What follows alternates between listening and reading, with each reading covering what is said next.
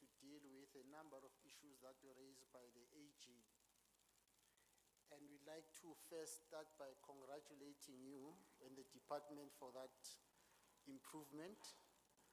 But secondly, to say that we also note that even in the, we'll raise those matters with you, we still see that there's one or two issues that where you still have disagreement with the Office of the AG, but you are working with some other organizations to deal with it. So we'll deal with it at the time.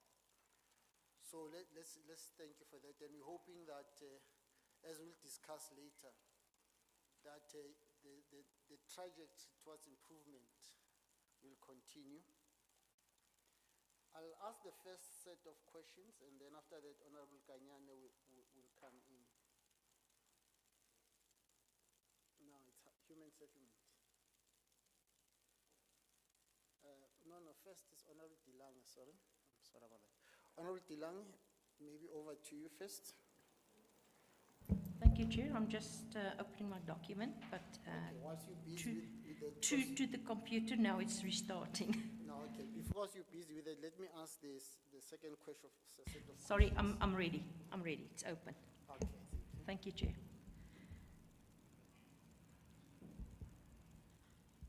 If I could ask if the department could provide us with the plans or the interventions that they can put on the table to minimize the contingent of liabilities. That's question one. Question two, if the department can also provide us with the details of the guarantees with respect to housing, as the details are not clearly printed on page 296 of the 2022-23 annual report. Thank you, Chair. Just to say, MEC, with the second question, it's a question we'd asked before. I hope it's a question we'd asked before, but when the department responded, they didn't provide that clarity. It's on page 296 of the actual annual report that was submitted to the legislature. Over to you, or anyone delegate. Thank you, Chair. Kingdom will respond to the first question and Paul will take the second one.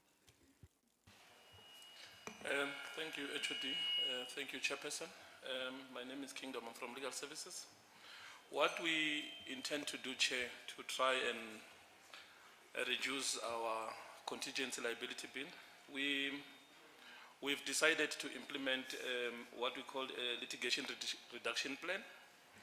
This is an alternative dispute resolution mechanism that we intend to embark on. As a result, Chair, we have identified a few processes that we are partaking on currently.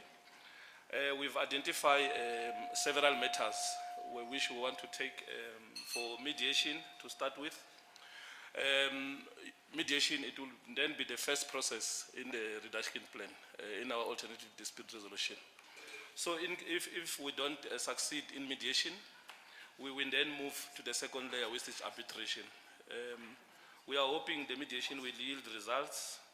If we agree in mediation, then we negotiate for settlement in those matters. And then we identify in the contingency liability that there are matters where we are misjoined as a department. For example, in cases of unlawful arrest and those. So we are saying we need to bring an application to deal with the misjoinder. We feel here the department that should be dealing with this matter is Department of Justice. So we've identified those. Over and above that, Chair, we are undertaking a review processes with the current panel of attorneys that we have. We've just finalized the panel of private attorneys in the department, just to assist, capacitate the Office of the State Attorney, from whom we've experienced delay over the years. So this litigation reduction plan, Chair, it's underway, and we believe it will assist us in reducing the matters. Thank you, Chair. Good morning, colleagues. With regards to the housing guarantees we had 3 cases which amounted to 52K in total. The department has What now. is 52K? 52,000, Oh, my okay. apologies. 52,000, which has subsequently been cleared as at Q2, so they are no longer in the books of the department. They've now been cleared. There were 3 for colleagues, but now they're no longer there. As at Q2, we reported a balance of 0. Thank you. Are there any follow-up questions? Maybe from my side, let me see, is that what we have realized with a number of departments, especially certain departments, that the question of litigations is very high. So we realize that you've got capacity to implement a strategy to settle, but we're not sure about the strategy to minimize the occurrence of these litigations.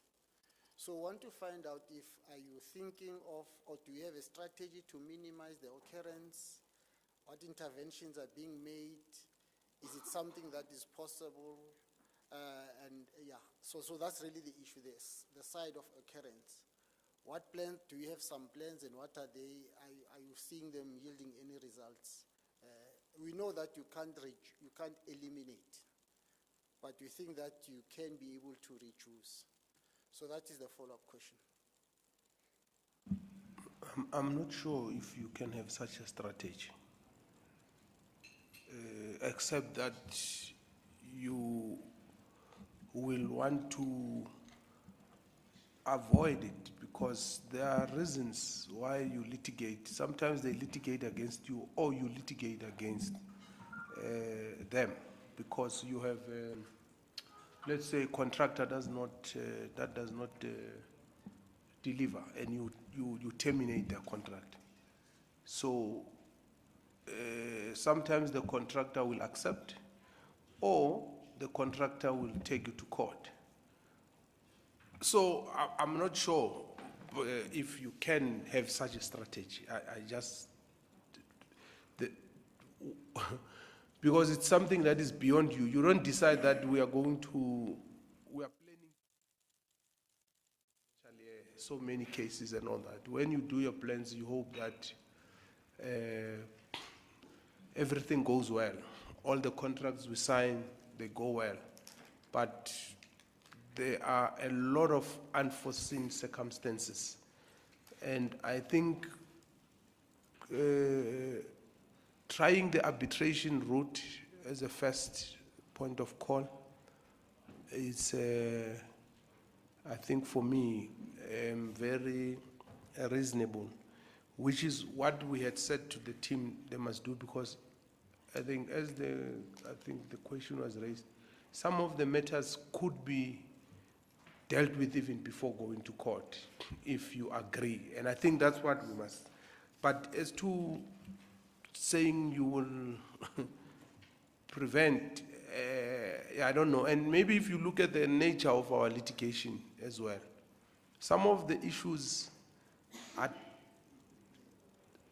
10 years back, 15 years back, and we could be simplistic and argue that we were not there. But we are successors in law and in title. And we have to make sure that whatever decision we make is in the best interest of the state. Because even when you decide not to go to court or go on arbitration, whatever you do, it must be in the best interest of the state. So it shouldn't be, as much as we don't want a lot of litigations, but it shouldn't be just simple and easy that, no, we'll settle everything and all that. When you find that there's a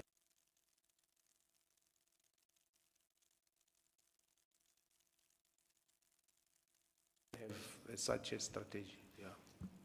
Maybe just as a follow-up, MEC, let me just understand. So, am I correct that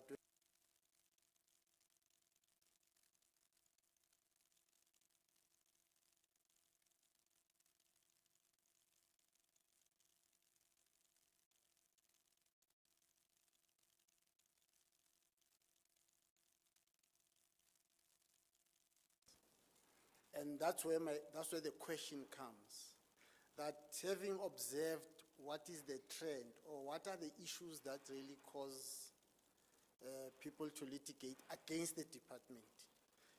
I don't know, but let me just make an example. This was just on top of my mind. Maybe the issue is that the kind of contracts that the department produces, later on it was found that there are some loopholes.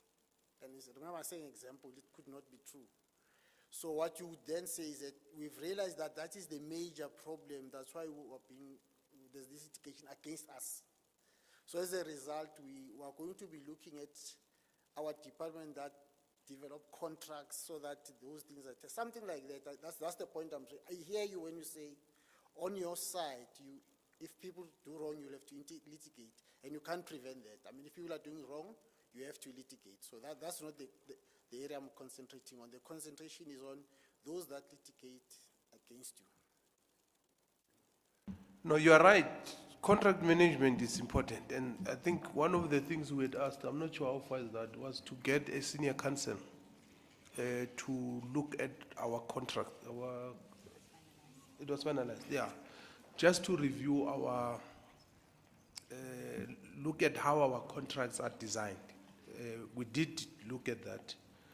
And I'm just not sure how far we are, because we have been concerned on our part to prevent and also not making it easy for people who are taking us to court to win, because previously we lost most of the cases because of the issue that we are raising, how the contract is designed, one, but two, not making follow-up on our part and taking responsibility. For instance, we used to have a lot of claims on standing times. When we came in 2019, we paid a lot of money on standing times. I don't think we have any such. If there is, it will be one or so. But we no longer have such because of those systems we've put in place and holding project managers accountable. Because sometimes if project managers don't do their work, it then becomes easy for the other party to take us to. So it's basically about institutional efficiency and effectiveness, because if you are efficient, then all these issues will be taken into consideration. So, yeah. Unless, Kingdom, there's something you want to add. Not necessarily, Chair, Messi. I think you hit it in the nail, particularly around the termination of contracts. The department has taken a stance to be strict on performance. So in most instances, we'll be terminating this contract. And that on its own, it becomes a litigious issue, because some of these contractors will not accept the termination, regardless of whether we have merit in our termination or not. So I think this is one of the causes. But I'll want to agree with the MEC to say the mediation might then be part of the strategy to minimize, not necessarily to get rid of. Because at the end of the day, if you don't agree, the courts are open for you to take the dispute there. Thanks, Chair. Okay. Are there other follow-up questions? Okay. Thank you, noted. Let's move on to the next section. It has to do really with the irregular expenditure. One of the, in your responses that you provided to us, one of the things that was raised is that there were some areas where the department didn't agree with the Auditor General of South Africa's findings on some of the irregular expenditures. We just want to find out, how did you treat that? Did you still record them? That's the first question.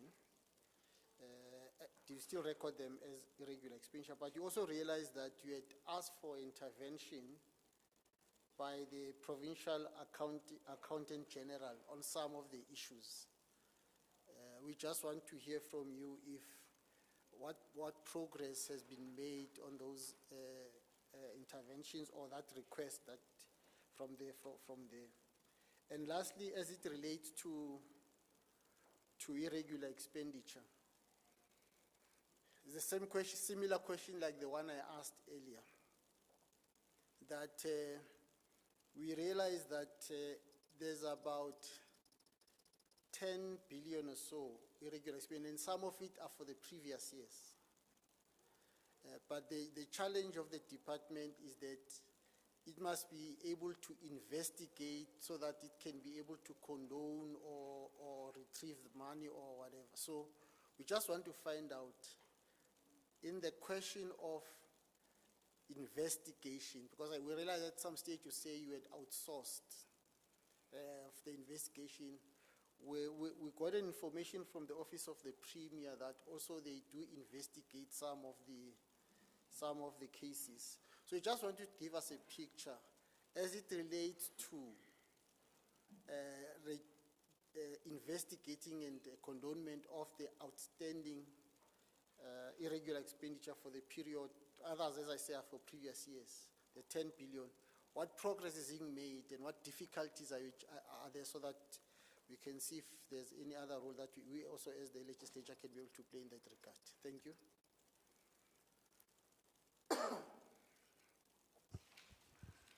Thank you, Chair. I'll give it the first bite and then Monde will add. So the question If you can put it closer to us. Oh, sorry. Is it better, Chair? Is it better, Chair? Sure, thank you. Okay, thank you. So the question was separated between 1 April 2022, which was the prior years that the question was asking about. Prior years, we had recorded about 5.5 billion, close to 6 billion. Out of that, 519 was condoned, and this is for prior years. And then moving on to 2022, 2023, to the current financial year, including what comes from the prior year, we're then sitting with 10 billion. From that, there's been a process that has been undertaken. There's an amount of about 1.4 billion that we have requested condonation for. There's another amount of 2 billion that is in the process of being finalized for condonation. So cumulatively, if we look at the entire bill, we should have done about 7 to 8 billion in terms of condonation up to date. I hope that covers the question. Thanks. Maybe follow up to that. So what we have been informed is that it's not necessarily that if you apply for condonation, because you apply to Treasury, that you necessarily get it. So you are saying you've applied, so you haven't yet got a response whether it has been accepted or not. Is that what you are is that what you are saying? Okay, some of it has been condoned. Chair Monde can speak to the actual numbers in terms of how much of the total has been condoned. There's some that's in the process, but there is actual condonation that we have received from Treasury. Thanks. Let's hear from you then. Morning, Chair. Morning, committee members, MEC, HOD and colleagues. Maybe just to also touch on the issue that the Chair raised regarding, before I get to the condonment, the issue regarding capacity. Yes, indeed, it's true, Chair. We do get assistance in terms of outsourcing of some of the matter. In the past, the Office of the Premier would offer such assistance through their panel, whereof some of the matters were dealt with. There are some reports that we would have received in the, I think, second quarter of this financial year that were finalized through outsourcing via Office of the Premier. And with regard to condonment, yes, as and when investigations are concluded, the reports are prepared for condonation. We have, in the last few months, received a capacity in terms of having a condonation committee, which is assisting us in terms of fast-tracking all the matters that are outstanding, and most of them would be historical matters. But like the HOD have said, we do have a submission of around 1.4 billion that is currently being processed, and there have been some matters that have been approved on that submission. And we also have submitted another submission for around 2.8 billion. That is still going to be considered by the Treasury Committee. Thanks, Chair. Are you able to respond to the other questions you asked earlier about the matters referred to the provincial audit, Gauteng Provincial Accountant General, which were matters of dispute? Yes.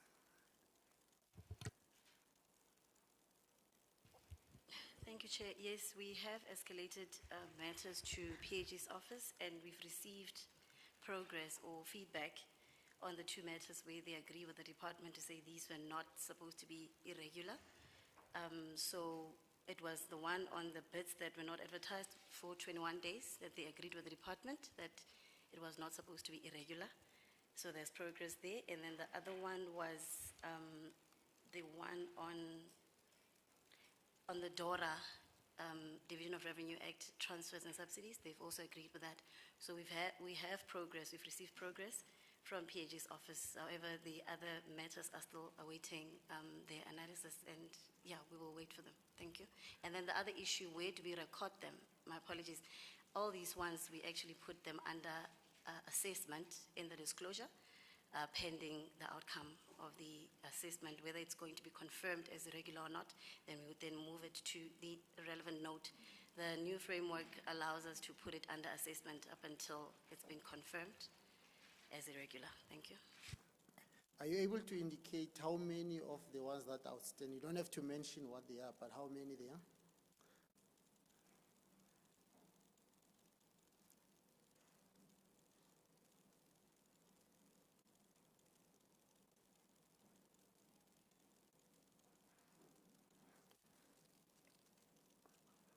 Okay, maybe you can come back later, or you've got the answer.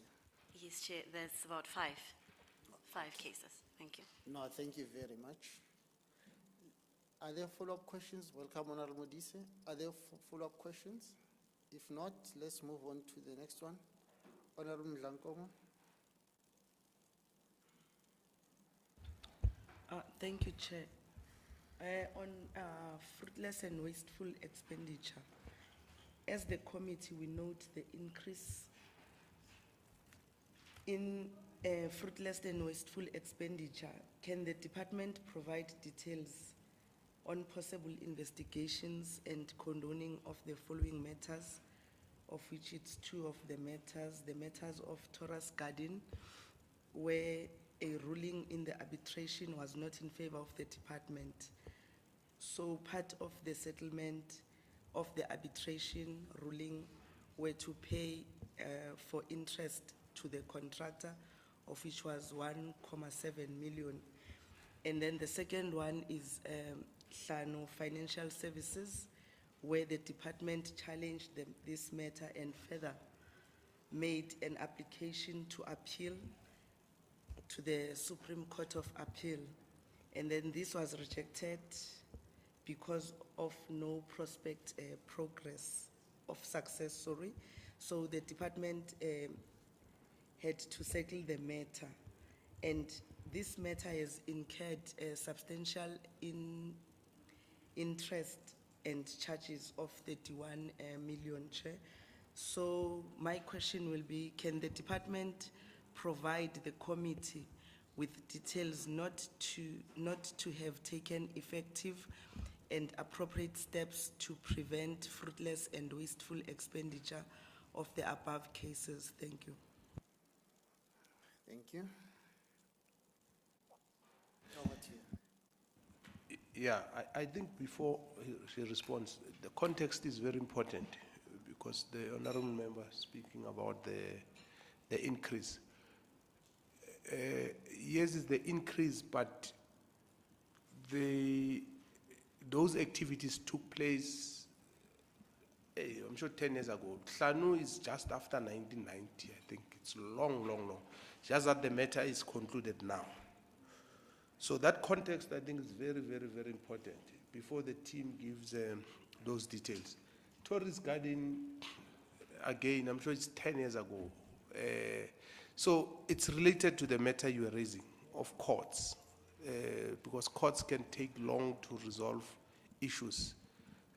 So once the courts instruct us to settle, and we settle from this year's financial year, then the AG record it in this financial year. So that context is very important, because I know sometimes we will create an impression that the department has just, and we're busy with fruitless and wasteful expenditure, whilst on the other side, we are saying we're improving on governance and all that.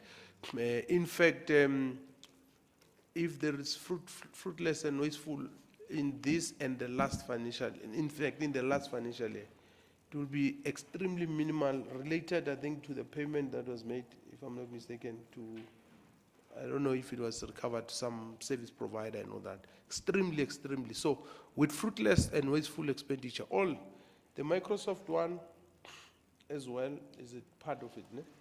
The Varanani one, and all of them are still under investigation. So I thought I must just give that important context, and then the team can give the honorable member the details that she requires. Oh. So are you giving, or that's sufficient?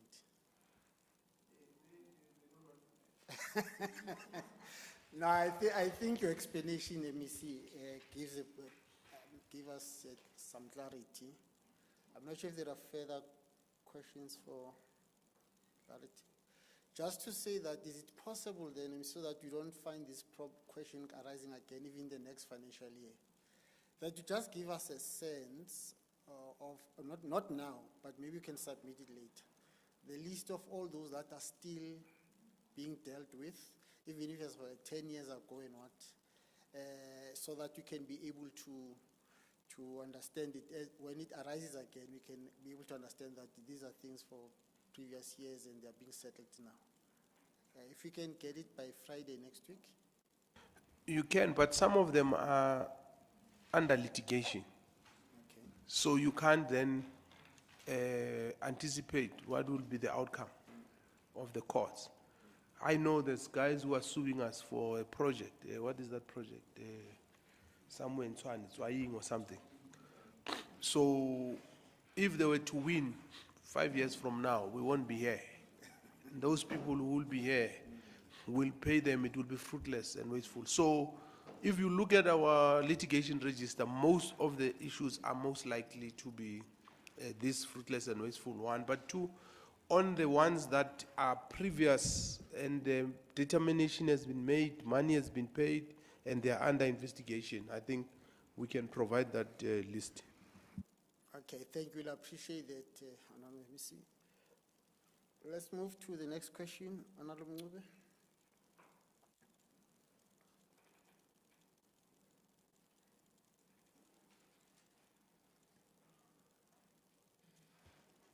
Thank you, Honorable Chairperson. Since the training on treasury regulations is long overdue, has the training taken place to ensure that staff members are appropriately skilled? Thank you very much.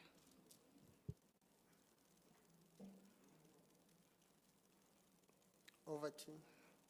Yes. Thank you, Chairperson, and good morning to everyone. Yes, training did happen. The National School of Governance did provide training to all SCM officials within the countries, and our team also attended. Thank you. So it's done, it's completed, it's not like continuing. Just record, you must record that. Sorry about that. It is continuing because the regulations changes each and every time, so the colleagues need to be acquainted with the changes, so it is continuing. Thank you. Thank you. Any follow-up questions? Okay. Last question, Honorable MEC, to human settlement is really a request for an update. We realized that the Office of the AG had identified 3 material irregularities. We just want to find out if you can in the response just say, on this one, this is how far we are. On this one, I know that you did give us a report, but our report was for the period up to the end of September. We're now in November. We just want to see what progress has been made in finalizing those 3 material irregularities. Thank you, Ms. The matter, the asset forfeiture unit is having a sitting on the 30th of November. Yeah, the asset forfeiture unit will be having a sitting on the 30th of November, whereof they'll be trying to finalize the issue of recouping the funds that were paid to the deceased, so that the funds can be paid back to the government coffers. That would be on the Samuel Boyhatebe one, the one that is amounting to around 2.5 million.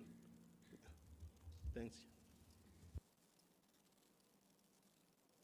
Maybe on the last one, Taurus one, how does it link to what we were asking earlier? Remember the MEC responded that I think we're talking about irregular expenditure. It was a long time ago. Is it related or not related, or it's different companies? It's related, Chair. Just explain how it, because I thought the argument was that it's done, but you seem to say. It was an MI, Chair, because there was an interest, material irregularity, because there was an interest that was paid to Taurus Garden. That is the one. So the material irregularity part, what he's talking about now on the fact that there's a report that needs to be implemented where it was now outsourced. Remember, you recognize the expenditure as and when it's incurred. So when it was incurred, it then became fruitless. Then there was a material irregularity raised by AG on the same matter. So yes, it is the same case. Thank you. Any other questions on human settlement before we move from there? Okay, none. Thank you very much, Missy. On the human settlement one, let's get to the housing fund. We just want to get an understanding of where are we with this, because as you'll remember, I think in the first year when we came in, there was an issue that the housing fund received a disclaimer, and then the explanation that we got from the department was that we are in the process of closing the housing fund. Then when process moved on, then MEC came back some other years and said, we've realized that the housing fund in fact exists in all other provinces, so we are trying to resuscitate it. And then I think the following year, there was a report that there's an organogram that is submitted for the department to be able to structure this properly. So I want to find out how far, because this is still receiving a disclaimer.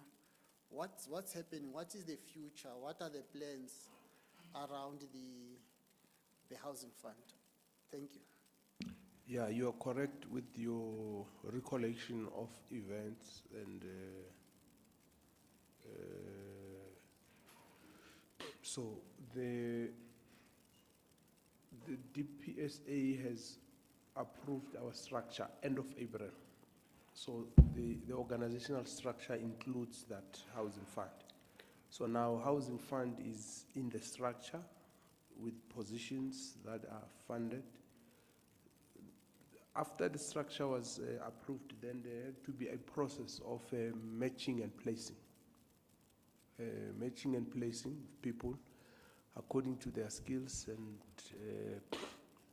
strengths, because the structure that has been approved by the PSA is 70% core, 30% I think support.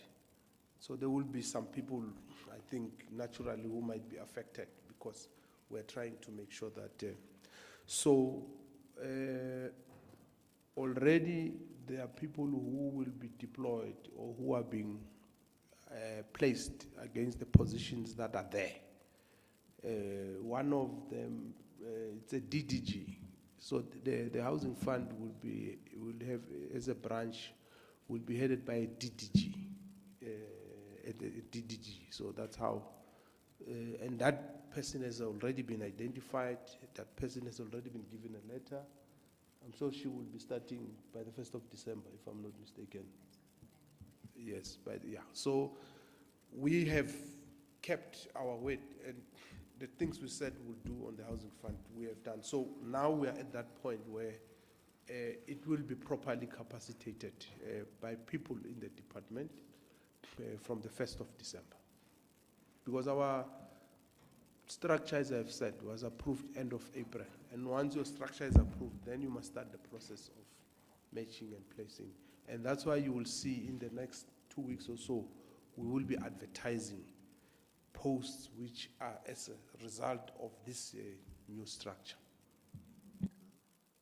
But we could not advertise the posts or declare which post is available before you prioritize the people who are inside and you match and place them. So that's a process which must be followed. Otherwise, you would then have a process of unfair labor practice. Yeah. Okay, thank you. Any follow-up questions? Honorable Kanyane? Yeah, through you, Chair, and good morning. Just to make a follow-up, MEC, the understanding is that the process is on, and that process is mainly on capacitating then before we get to the full implementation. Because you'll recall that previously we were with the understanding that it is phased out, but there was this strong feeling of the MEC that it really has to kick off and move on. So in terms of the phases, we are at a level where we're strengthening the management structure before it can really start moving on into the second phase. That's the clarity that I would like to sort. Sure. Over to you, MEC. Yeah, remember the housing fund, it's a creation of the law. And if you want to do away with it, you must amend the law. That's the point I raised last time. So I think that's the first important thing. The second thing is, it was not able to planning on closing it. But then we realized, no, you can't close it unless you amend the law. And if you amend the law, it will take forever. And because no one was giving it attention, that's why you ended up with a disclaimer, all these problems. For instance, you've got assets that are sitting there. No one is looking after those assets. You've got people who stay in flats, for instance. Some of them have rented those flats out. No one knows what's happening. They're not. So once you've got personnel that is there full-time, they will be able to pay attention to these issues. As to whether they will resolve those issues overnight, time will tell. But we would have played our part in making sure that we've got people dedicated to deal with that. Yeah. Okay. Any further clarity seeking or follow-up questions? Okay. No. You want to say something, Missy? Okay. Okay. No, thank you very much.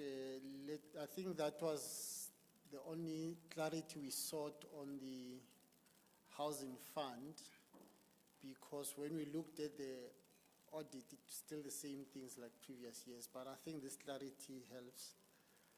We'd like to thank you, MEC, for the responses on the human settlement and on housing fund.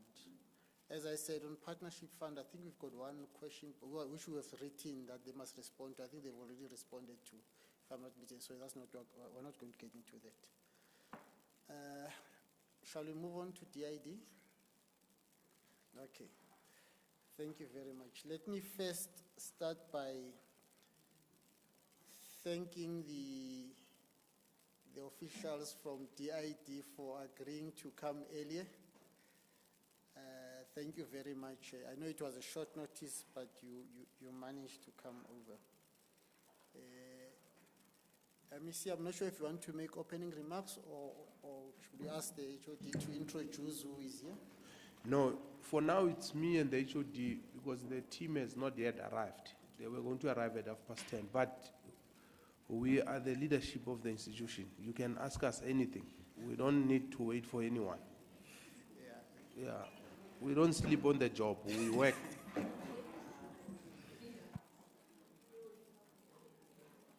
Yeah, thank you very much. May I ask that those who are leaving, please leave quietly because we continue with our meeting. Okay, thank you very much for that, MEC. I like that because sometimes we ask questions, then, okay, let me not say what I want to say, but thank you very much. That's really what we like to hear. Like we have done, we have received let me start by saying that the report was tabled in the House. Subsequent to that, we have had an engagement where we were briefed by the Office of the Auditor General about all other details.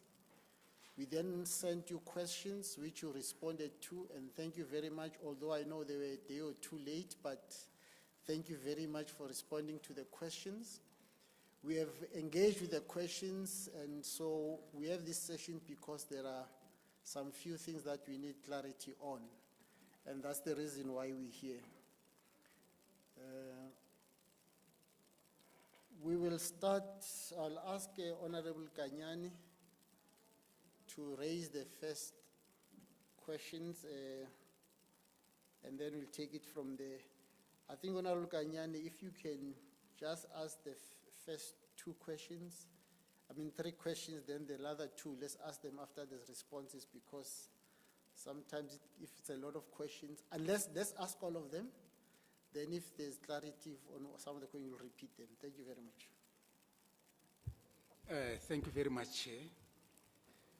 Yeah, there are 5 questions, but they are interrelated. My questions are on the significant uncertainty relating to contingent liabilities. These are 5 questions, but they are interrelated. It's like 1, 2, 3 questions. The first one is from the committee, requesting the MEC to provide us with the plans and interventions to minimize contingent liabilities. That's the first question. Now, the second question is with regard to the senior counsel. We would like to know whether the senior counsel, the appointment is internal or external. That's the second question.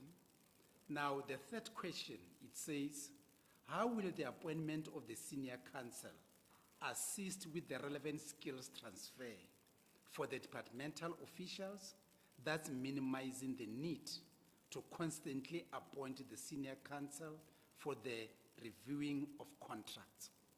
So those are the first 3 set of questions. Now, the 4th question,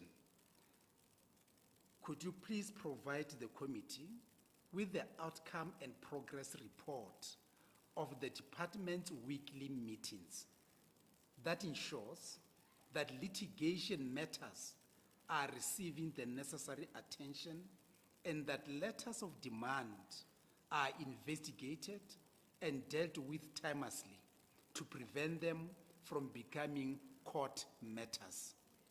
Question number 4. Then the last question is that provide the committee with the breakdown of cases and reasons for the balance and the outcomes of meetings held between the MEC for Treasury and the accounting officer for Treasury, where you met as the MEC for Infrastructure and accounting officer to discuss the issue of payments for litigation matters. So the last one is just a brief on the meetings you had with Treasury. And the main issue there was payments for litigation matters. So that is the 5 questions. I tried to read them slowly, but I can still repeat, but those are the 5 questions if I really pose them correctly. Thanks, Chair. You'll note, MEC, that the first question is similar to the one you asked about the possibility of plan to minimize, but I'll hear your response this time. Yeah, and I think where we refer to, particularly I think question 4, we refer to outcomes and progress report. of the weekly meeting. Maybe you can just summarize, because I don't think you want to give us what happened every week, just a summary of the impact of that. Over to you. No, it's fine. The HOD will deal with the details. But as you say, the question is like the previous one. But the specific one about the senior council and skills transfer, you know, the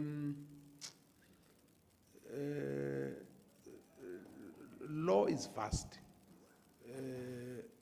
and I don't think we will fool ourselves and think that just one or two interactions between the senior council and our legal guys, that will be enough. I think it needs continuous training for our senior, our legal guys inside the department.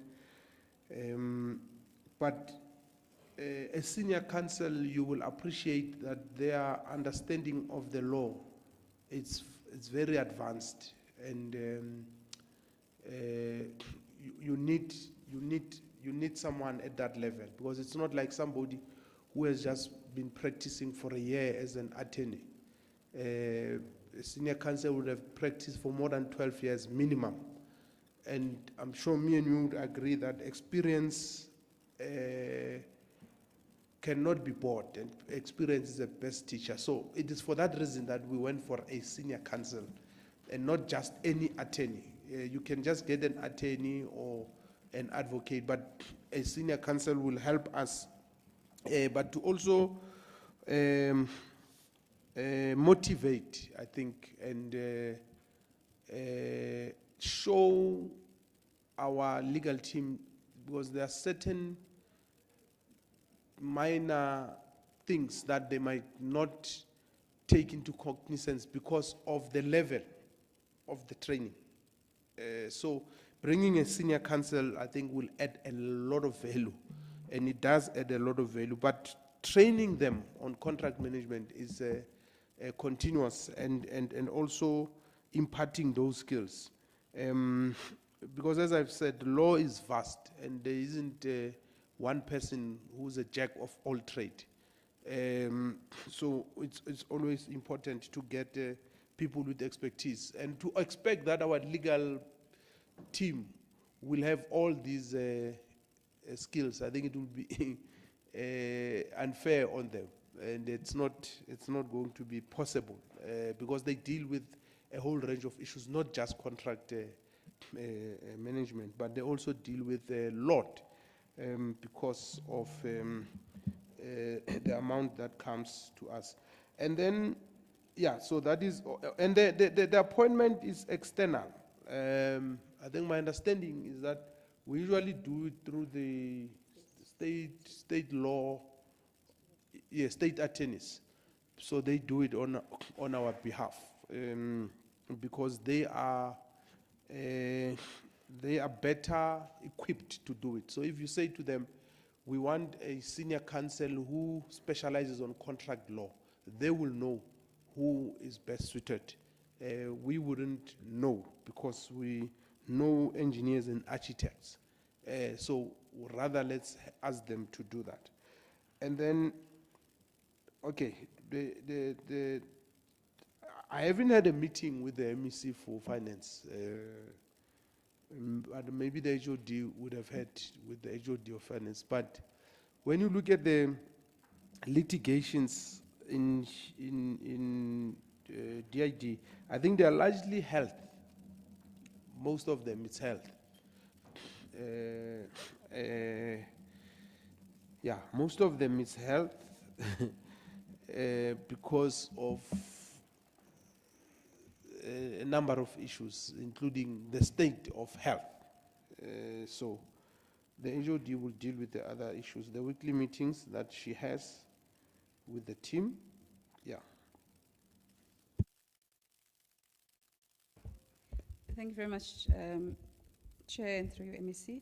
So just, I think I was requested just for record purposes to indicate my name. My name is Masabata Mutlaning, Head of the Department for the Department of Infrastructure, development. So maybe just to start off where MEC maybe we left off, and maybe just to provide clarity on the meeting of the MEC and the HO and with Treasury. So remember, it's the 12 months or the financial year related to 22-23. So within that period, yes, the department had a meeting, not necessarily this MEC, but the department had a meeting with Treasury, and I think it was in relation to the litigation matters. And out of that, we then received the additional budget that was given to us during the adjustment of the 30 million for us to conclude the matter of the visual gas matter. So that was for the previous financial year. But of course, in terms of the current process that we're undertaking, as we went into the adjustment budget, we then had a discussion with Treasury through the MTech and PVC processes to indicate some of the other outstanding litigation matters or other cases that are outstanding where health needs to give us the budget for it. So the meeting was held in that regard. But just to indicate, maybe Chair, the context also, I think as MEC indicated, mostly our litigation matters are largely because our clients pay late. However, in the current financial year, just to share the details, we're sitting with about 98% of client payments. DID sits at around 100% compliance of payments. Yes, the current year, 2023-24 financial year, right? And I think the idea really has been some of the engagements that we've held, and I think that's how our response really tried to look at this, to say we need to have then regular meetings with client departments to ensure that they then help us to make the necessary payments. However, Chair, there's always delays. So I think Honorable Member Kanyan is saying, are some of these engagements also helping us to be able to respond to or to timelessly respond to matters, but also are they helping us to ensure that we don't have further litigations? We do our best, but in many instances, when clients tell you they don't have money, they don't pay. So we are sitting with a bill of about 90 million now for health. We went to Treasury, we've asked for budget, we've not received that budget, for an example. So what it just means is that if they do not pay, we then stay with this money, and then it remains an issue that we cannot resolve. So it's a matter that we continue to engage with the colleagues on. And that's why even our weekly meetings, myself and the team, is just really to track those progress. We engage with HODs at different levels, but our biggest issues are largely within health, as indicated. But I think maybe just to add on to the issue, that the question of the MEC that he referred to earlier when we were dealing with human settlement, I think our view is actually the same as the department, and I think all that we could do is really what we have done now, as MEC guided us when he started, to say let's get the senior counsel to review all of our various contracts, and which is what we have done now to ensure that the interest of the department is fully protected. We're dealing with matters of the old, that the contracts were really, for a lack of a better word, and excuse the language, were a bit naked, and making the department vulnerable to matters of litigation, and those could not really be prevented. But in many instances, we're dealing with all matters, even beyond the current MTF process that we are in.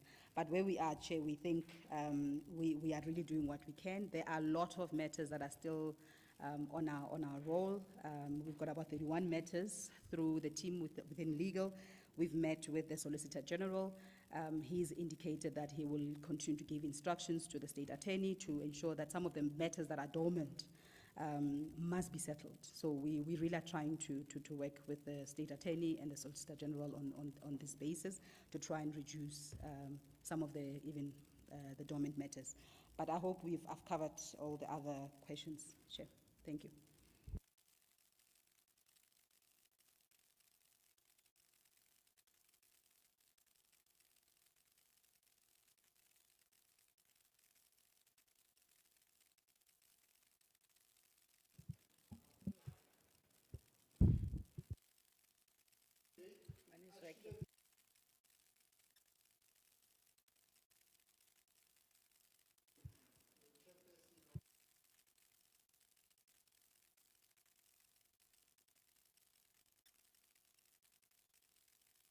Let me, as part of follow-up, maybe, We were going to ask the question, specific question around this Department of Health gas issue. Are you able to just give us a sense what's happening there? What are the issues and, yeah. Well, maybe just to indicate that I think in the previous financial year, Chair, the matter was concluded, meaning we paid what was regarded at the time as a letter of demand that the virtual gas network had demanded on us. However, having concluded that, they've now come back and they're claiming even loss of income to almost the value of about 400 million. Indicating that as and when they were given the work, the Department of Health never took any of their guesses in different institutions. So we are currently dealing with that matter together with the Department of Health. We've raised it with them, and we have not yet fully responded to the current letter of demand, but there are different engagements. We have requested the current, or the person who dealt, the senior counsel who assisted us with that matter, just to follow through. So there are engagements between ourselves and the department.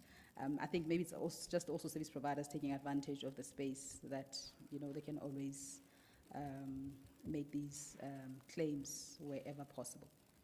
But that's where we are currently on the matter. Chair. Okay, thank you. Honorable Dilang. Just press the, please. Thank you, Chair. Just on the irregular expenditure for the department, and that would be for the 158 million that was incurred in the financial year under review. I just want to ask from the department, according to the report, were the effective and appropriate measures or steps that was taken to prevent the irregular expenditure. However, based on the response received, it implies that there were no means available to prevent these irregular expenditures. Can the department provide the committee with the progress made with corrective measures that the department took and taking preventing the occurrence of these irregular expenditures? Okay. Thank you very much. Thank you very much, through your chair. Apologies. So currently, one of the other matters that equated to about 5.7 million, that of the total amount of 158 million, was the matter on security services. We have finalized the panel of security service providers that are currently on a 36-month contract. So that was the one matter that we've now been able to deal with, so it won't be an ongoing irregular expenditure matter.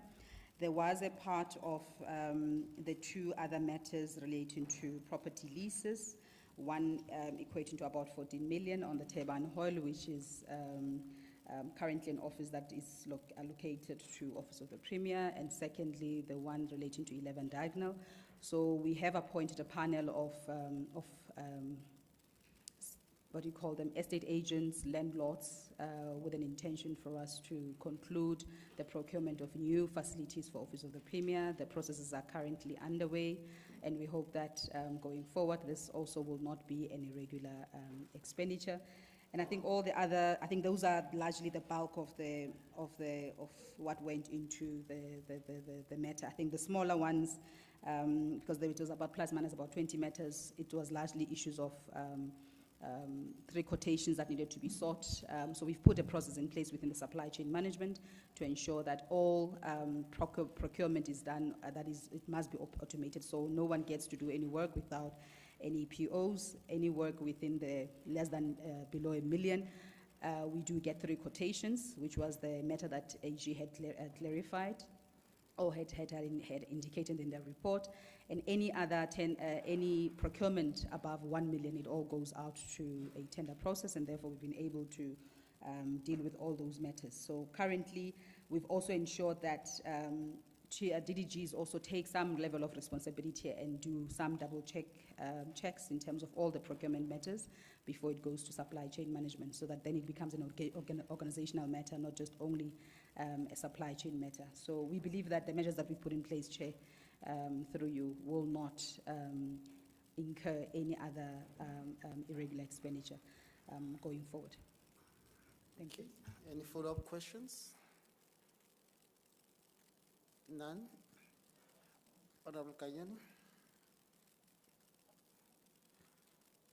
This is our last question, MEC. Oh, yeah, thank you very much. Yeah, it's on the material irregularities. There's also a finding from the AG. Now, the committee noted that the department is in the process of appointing a service provider to assist with root cause analysis and propose internal controls to prevent future material irregularities in the implementation of infrastructure projects. But the question is, does the Department of Infrastructure Development own the Anglo-Ashanti building or not? That is the question. Now, the second question, which is the last question, provide the committee with an update on the cost recovery processes. Those are the two. Thanks. And maybe just to conclude this part is that you would have noted that there were 5 material irregularities in addition to the ones that are referred to by Honorable Kanyani. Are you able to give us progress on the others? Yeah. We did receive some information, but it was as of the 30th of September. Just want to know as things stand now. Thank you. You will know that I think what do you call Anglo-Ashanti? Yeah, it's one of the matters that is still with the SIU. They've not completed. No? Yes, no, it's Ashanti and what's the other one? Kopano. Oh, yeah. So with Anglo-Ashanti, they have completed, but then there's I think you'll know that there are officials from Premier's office, not Premier's office, sorry, Health and DID who are on suspension as a result of that.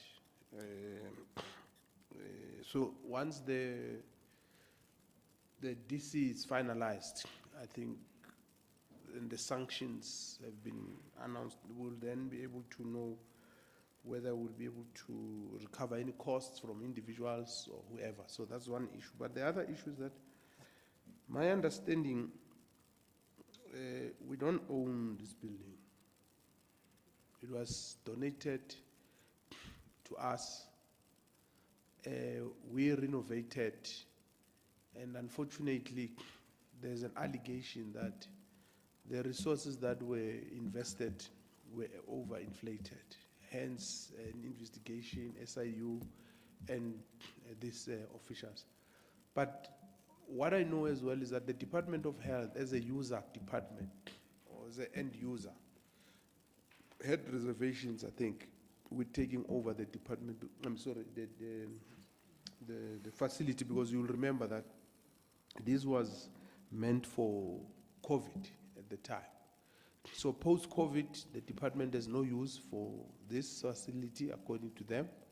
But there are other issues related to this facility, including security concerns. It's not far from the Zamazamas, apparently, and all that. So there's, so DID will not enlist the department, the facility, unless the user department is interested, because we will not have the money to maintain the building if the user department will not make that available. So there has been that issue between the Premier's office, Department of Health, ourselves, and these guys on what must happen, because a lot of money has been invested. And I think HOD will deal with the rest.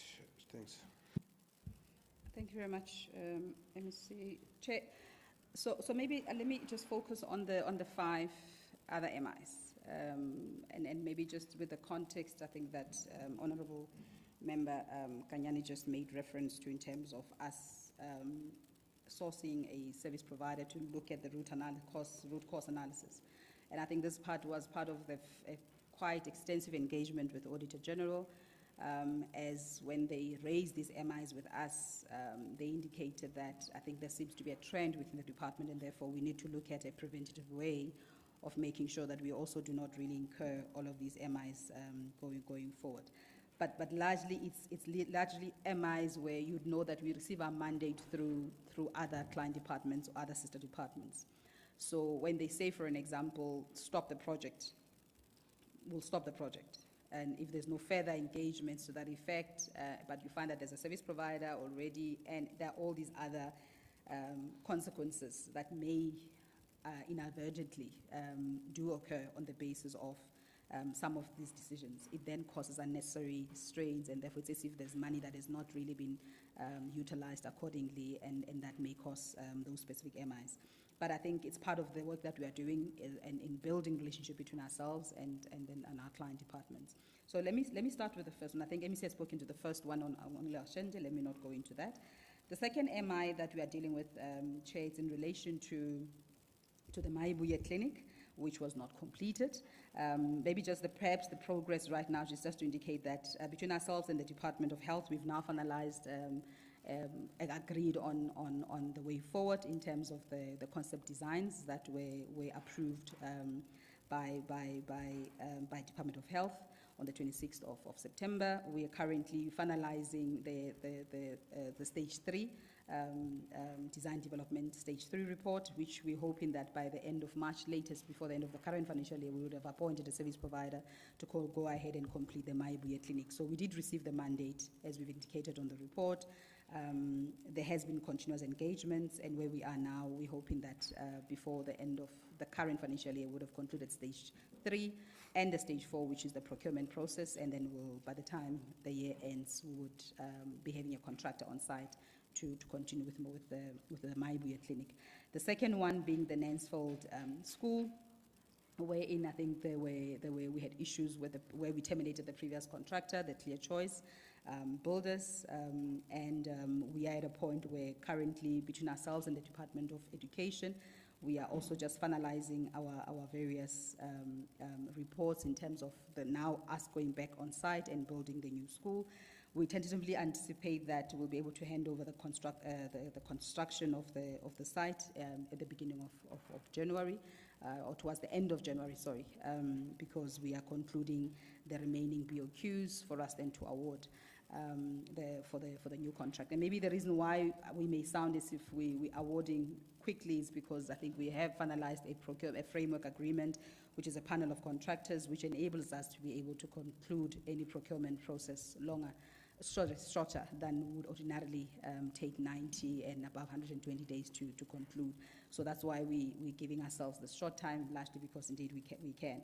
The third one, or which would be the fourth one if you include Anglo Ashanti, is the Kutsong South Clinic, which was not completed and was raised as an MI. And even this one, Chair, just to indicate that currently the process is with our supply chain management. The budget allocation has also seen through the specifications, and we're hoping to have finalized the procurement before the end of December. So we should be able to have a contract on site as well. And the last one is Maibuye Primary School, which I'm sure either through the media you would have seen, through also the Portfolio Committee of Infrastructure Development, where they went on site, where both ourselves and the Department of Education have appointed service providers in line with our responsibilities. So they are dealing with the internal works.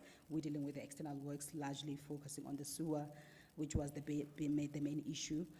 So both our contractors are on site. We're hoping to hand over the school at the start of the school period. There's been an accelerated program that have also been approved or in the process of being approval by both ourselves and education. But our intention is to ensure that when the school opens, we will be starting on the first day of school in 2024, on the 17th. So that's the update of all our MIs, Chair, currently. Thank you. Thank you very much. Any follow-up questions? Honorable Tilangi. Thank you very much, Chair. I'd just like to address the Ashanti Anglo Gold issue again. Just want to know from the department, if this building is not our own building, did the department consider the costs, considering that it's not our own building, and the post-COVID use before they embarked on the costs that we invested, and then with the relevant procurement processes followed. That would be the 3 quotes to procure the material and contracting services when the renovations were undertaken. Maybe as you respond to that, just to give us an assurance of the material irregularities identified or being investigated or finalized. What is your sense? Do you think by the end of the current financial year, in other words, the 31st of March next year, most of them would have been finalized, or it's difficult to say, it's too early to say? Any other follow-up question? Okay, now over to you. So there's been an investigation on the Anglo-Ashanti. I think there's a report. Unfortunately, I've not seen that report, but it's clear from the report that there were irregularities, hence people were charged. Hence people were charged.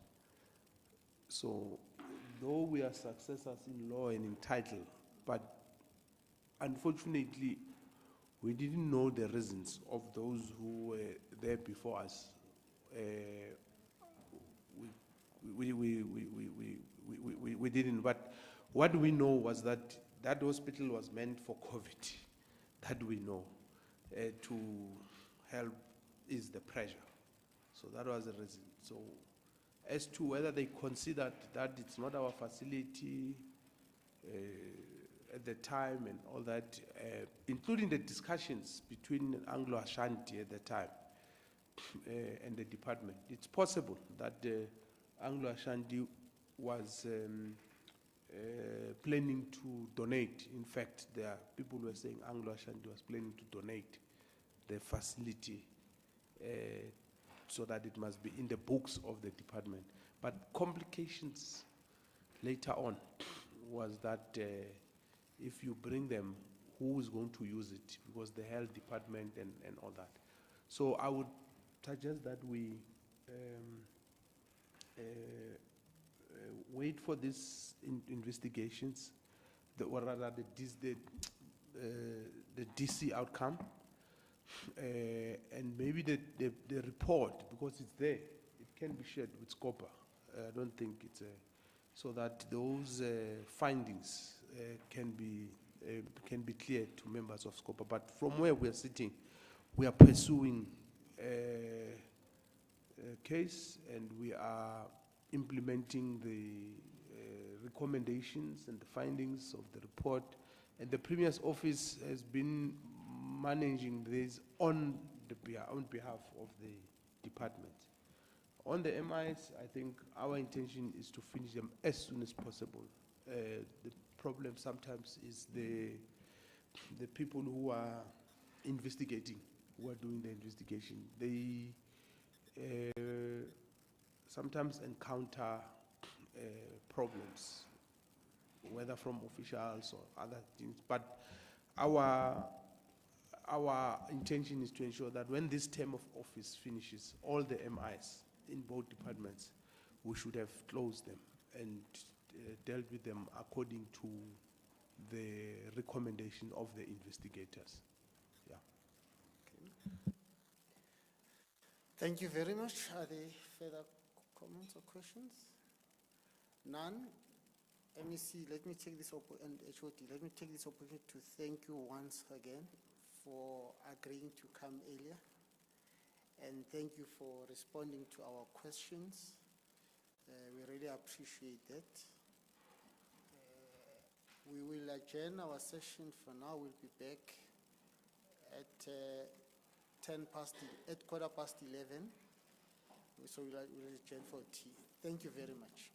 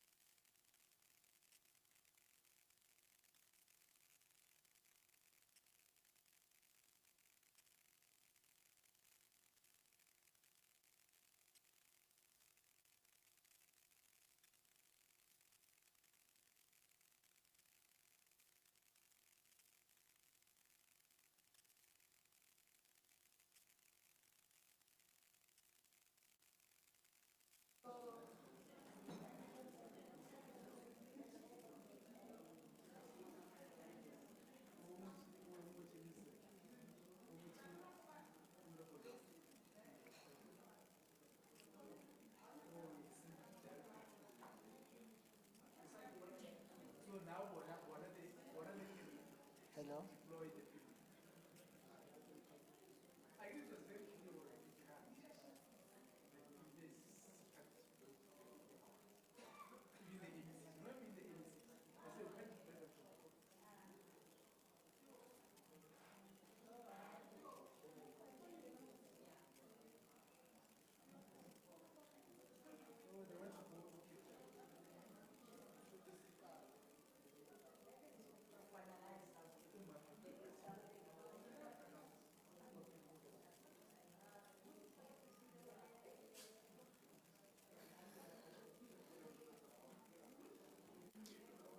May I have your attention, please?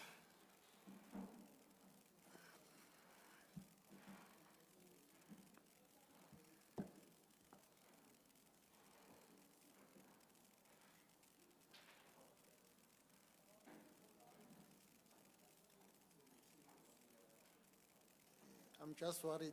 There's a seating arrangement here. I don't think they are following it.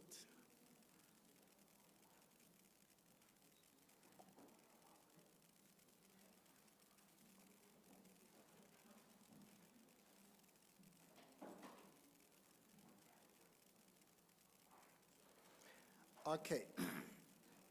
We resume our session. I've just had a telephone conversation with the MEC for Health. She is on her way. Remember, we had changed the times. We're supposed to be dealing with Health in the afternoon, but we changed the time to earlier. So as a result of that, she is on her way. She will be here, but I think we should continue. I've agreed with her that we will continue with our session. Just to, as we open first, let me just indicate,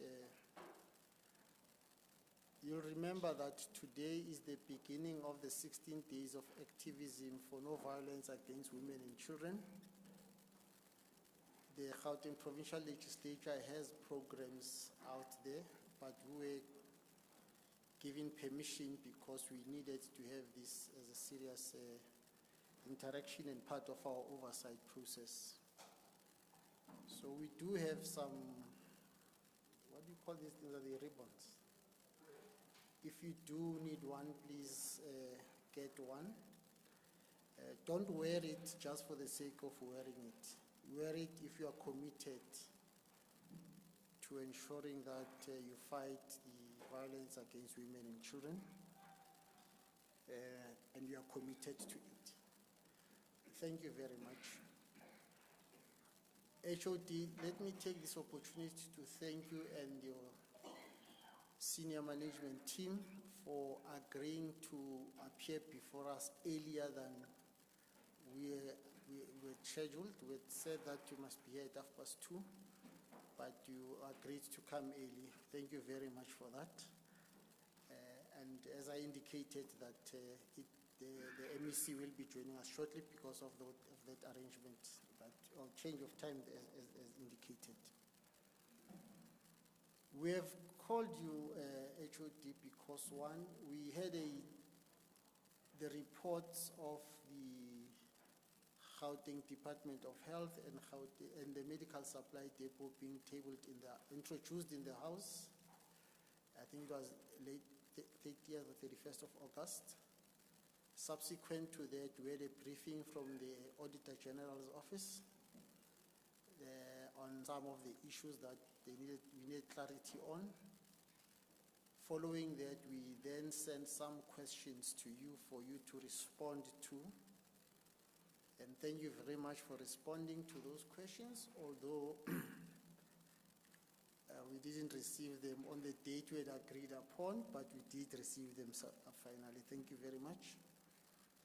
We then engaged with your responses and the whole report. Subsequent to that, there were some questions that arose, which is the reason why we are having this session, because these are follow-up questions and wanted to hear from you what's happening with those. I'm not sure if before we start, I would have asked the MEC to make opening remarks, but she'll make the remarks when she arrives. I don't know if you want to take this time to introduce your team, HOD. And yourself. No, thanks, Chair. Thanks for agreeing to see us earlier. Chair, my name, maybe I'll start with myself. My name is Lisiba Malotan. I'm the acting head of the department. I'm with the executive management from the Department of Health. Of course, the MEC, as you've dealt with, the MEC will join us shortly. I have with me, and I'll be brief in terms of their titles, I've got Mr. Ayabonga Tuso on my immediate left. He's responsible for litigations in the Department of Health. On his immediate left is Mr. Montwedi Botsani. He's our current acting CFO. Next to him is our DDG Corporate Services, Mebasani Baloi. Immediately after is the acting COO, Mr. Magoro Terence, and brand new head of infrastructure management in the Department of Health. The position we had vacant for the longest time is Mr. Galada, who is a DDG infrastructure management in the Department of Health. There are also other senior managers that are sitting directly behind me from finance, corporate services, planning and monitoring and evaluation. That as and when, depending on the format of the discussion in the committee today, they might have to chip in to just clarify some of they'll introduce themselves at that time, Chair. Thanks so much. Thanks to the committee. Thank you very much. You are all welcomed. So we will be asking the questions. We will start with the Gauteng Department of Health, and then later on we'll deal with the medical supply depot. So remember, these questions are based on, it's just follow up on some of the explanation you've given, so it's not really new questions. So I'd like to ask Honorable Kanyane to start. Thank you very much, and let me also greet the officials from the Department of Health and Wellness. My question will be on the expenditure management, which is irregular expenditure. Now, I'll just give you the context before I raised the question. The department reported that it has incurred more than 2 billion in irregular expenditure in the financial year under review due to a failure to have contracts in place for all commodities. And the department's response to the question that we posed indicates that there are a number of reasons why the department has neither investigated nor applied for the condonation of the irregular expenditure that had been incurred over the recognition and treatment of irregular expenditure in several instances was not done. And this non-compliance was allowed to recur over the financial years. For example, the department first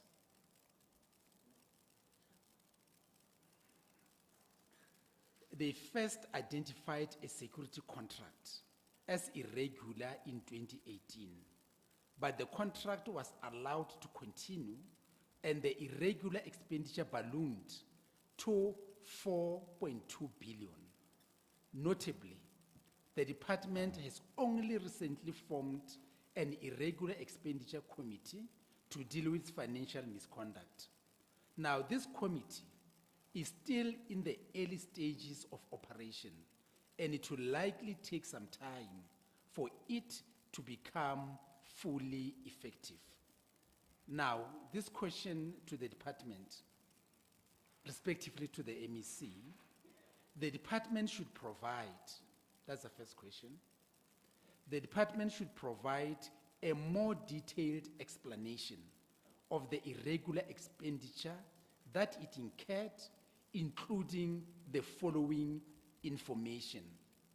For each type of irregular expenditure, provide a description of the specific transactions that resulted in this expenditure being incurred. Explain why these transactions were irregular. Finally, the department should explain what steps it is taking to prevent similar types of irregular expenditure from being incurred in the future. So the second question, please provide the committee with the assurance that the plans put in place to address the listed irregular expenditures will be successful. Lastly, please indicate whether the recently formed Irregular Expenditure Committee to deal with financial misconduct is operational. I know these are long questions, but I take it they've been noted. I'll repeat if you want that, but those are the questions from my side. Thanks, Chair. Thank you. Over to you, HOD. No, thanks so much, Chair and Honorable Member, for the question. Chair, I will defer to the acting CFO, given the detailed written response we made on the same matter. But safe to say that, Chair, the irregular expenditure in the department, it's a cause for concern, and the issues we've put in our response in detail as far as the absence of contract has really affected the agility and the compliance as far as our ability to deliver services and within the confines and the highlighted areas that we've provided in our response, Chair, whether it's consignment stock, security contracts, healthcare risk, waste, and other related contracts that were not in place. Chair, we are also happy to provide a supplementary as far as the issues relating to how we intend expediting the issues of putting in place as many contracts in place as possible. We, based on their contribution to the irregular expenditure, we've highlighted and project managed top 10 contracts or contract items that are contributing to irregular expenditure in its current format, and that is actually linked to the question that the member has asked. But Chair, if you allow, I'll ask the CFO just on the record to provide our detailed response to the question the member has asked. Thanks so much, Chair. Thank you.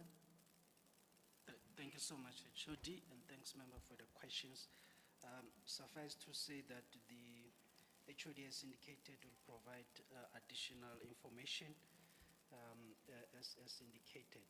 Maybe just to indicate, one, that some of the measures that we have put in place to ensure that we don't incur irregular expenditure, in particular to the issues around security, we are at a stage where we are at the BEC has been en route to... Yeah, I think there's a problem with your voice, or maybe the mic is far from you. I can't hear you. Oh, sorry for that. Okay, maybe let me project now more. I can hear you. Okay, thank you. Suffice to say, Chair, one, that in terms or in particular to the security issues, at this stage, we are at a stage where the committee is doing the site visits as part of the initiation to ensure that the contract comes to a finality stage. But maybe suffice to say that the issues around this irregular expenditure was more to do with the absence of the contract in place, and there was a matter of us ensuring that we do a month-to-month contract so that we don't destabilize the service delivered within the department. The issues around the matters in terms of the committee being operational, yes, it is operational. We can provide additional information as the HOD has indicated. I take as well that the other issue were more to do with the implementation around the action plans we'll already have to provide that in details as and when we submit further comments. Thank you, Chair. Okay, any follow-up questions? Maybe, okay, maybe from my side, just two. I still am not clear about the issue related to the security contract. From the information we have, is that this irregular expenditure regarding that was identified in 2018, which is almost 5 years ago. So in these 5 years, you seem to suggest that you are still investigating, you are sending teams to look at what's happening. So I'm not sure why is it taking you that long? So that's the first question. The second one is that, are you able just to give us a sense that if you look at your irregular expenditure, a number of them are for prior years before the financial year 21-22. And you seem not to have, we might be wrong, capacity to investigate and finalize. Where's the problem? Why are you struggling with that? Thank you. No, Chair, your observations are correct on the latter. And maybe let me start with the first question. It's indeed correct from an observation and record that the issues relating to security contracts are not new and are historic in nature. Chair, there has been several attempts to regularize the issue about security contracts, and I think we are on the third attempt. The two previous attempts were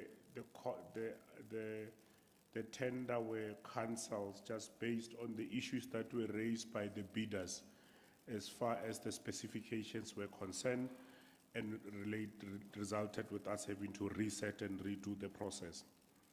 And Chair, maybe in the last 24 months, there was a discussion about putting insourcing as a policy position that put the issue about the regularizing of the current arrangement in abeyance, and there was an exploratory exercise of saying what will be the cost of insourcing these services, meaning taking the current guards and other unemployed security guards and putting them onto departmental payroll and insourcing. And that's really what took the past 24 months in terms of exploring that exercise, and really, Chair, the conclusion which the CFO has already made reference to was that it became clearer after that exercise that one, it will balloon the actual size of the department in terms of the number of new bodies you'll have to bring on board, and also the cost of running the services will actually have to be almost tripled, given just what DPSA and government prescribe as the minimum working conditions and other related. I think we are running with about 4.3 physical guards in the current arrangement, and the proposal in terms of insourcing and putting them in a 4-shift system or 3-6-shift system, that number was ballooning to about 11,000. Those are the outcome of that processes that we had embarked where there was a discussion of putting this process in abeyance and dealing with or exploring the insourcing discussion. Chair, you are correct on the second issue around, maybe that just explains the delay in why this matter is not being attended to for the longest time. You are correct, Chair, in the observation around potentially our capacity to dealing and clearing with historic irregular expenditure. Just as an example, Chair, until recently, we've only been able to put comprehensive submissions to provincial treasury for the condonation of some of those historical irregular expenditure. And that really, without anything, Chair, has to do with the capacities that we have in that space in terms of risk, supply chain management and finances. But we're safe to say, maybe to place it on record, that most of those historic condonations that require to be put have since been done, and we are waiting Treasury to condone some of them. I'm not sure if CFO there's any other issue I've left. Well, thanks so much. I just thought I should clarify those. Thanks. Okay, thank you. Honorable Mube, second set of questions.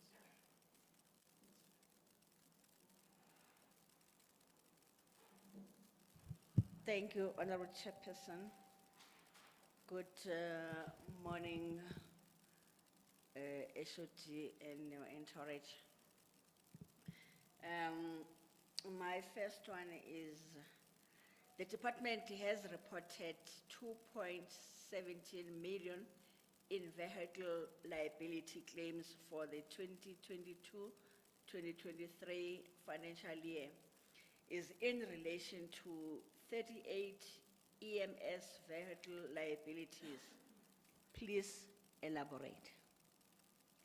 The second one, please provide explanation of how the department intends to utilize the 3 areas of mediation.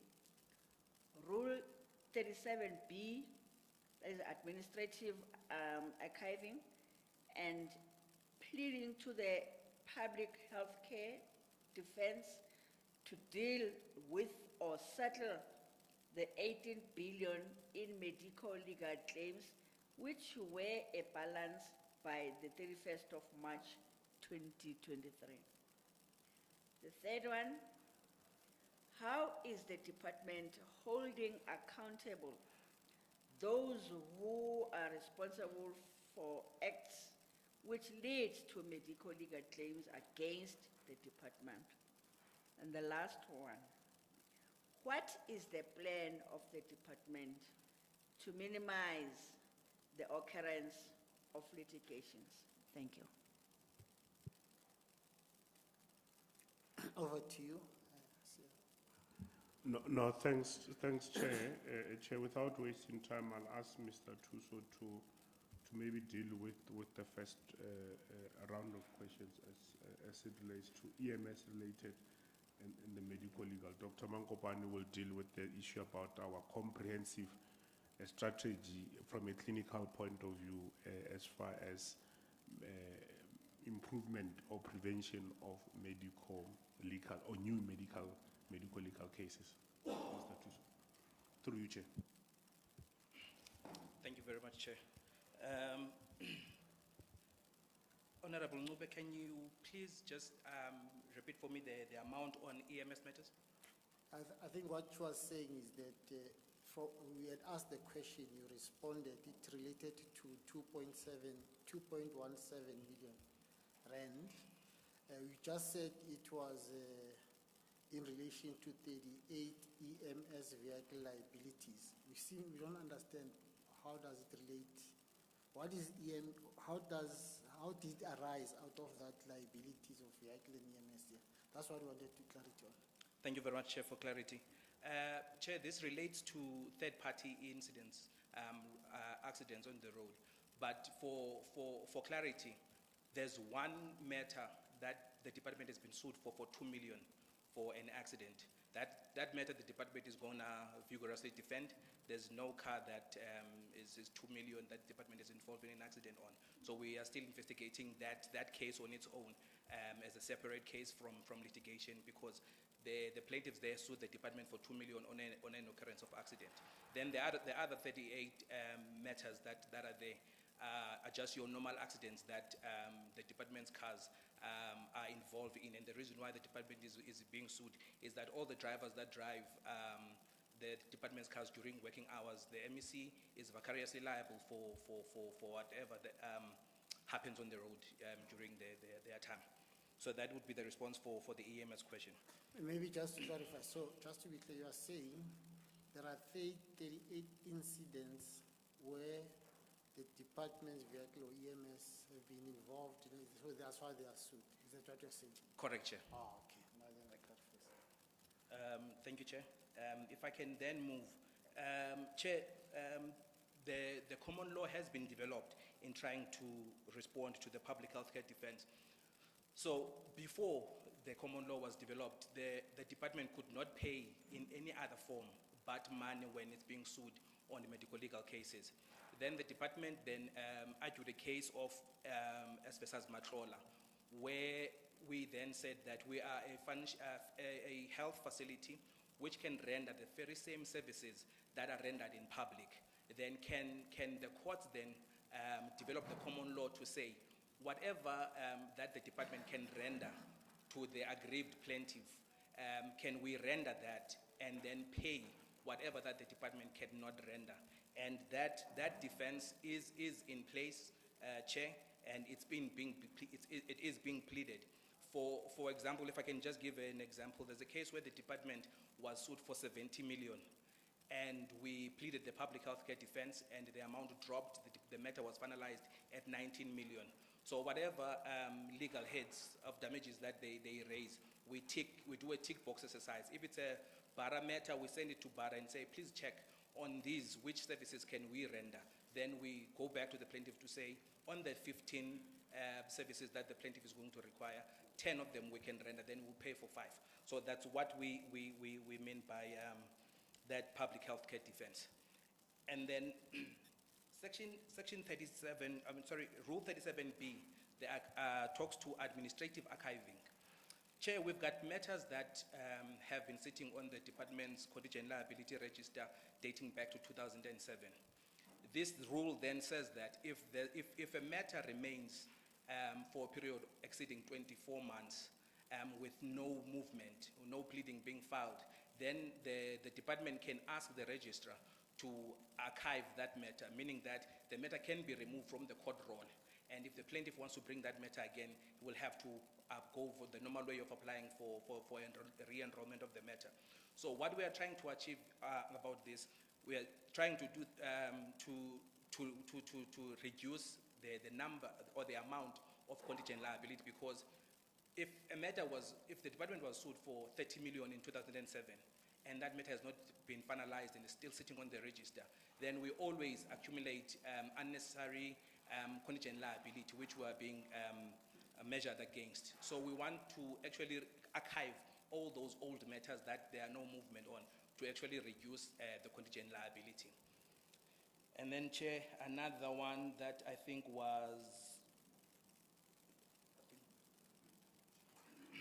then the interventions, Chair, from the legal point of view, we have adopted mediation to try and cap matters going through to litigation. So what we are trying to do, as much as it's a reactive measure, but it has yielded positive results, because for now the department has mediated over 50 matters, and in those 50 matters the department has saved an amount of around 306 million on those matters, because the 50 matters that we've mediated, the department was sued for over 338. And all those matters collectively, the department paid 32 million through the assistance of mediation. So mediation actually allows us to deal with the matter before it's even sent to court. So if there's an incident that happens at BARA, we quickly know of the incident. We investigate the incident, and we communicate with the aggrieved party, we mediate, and the matter gets finalized timeously. Those are the 3 questions that were posed, Chair. I'm not sure if there's any further questions.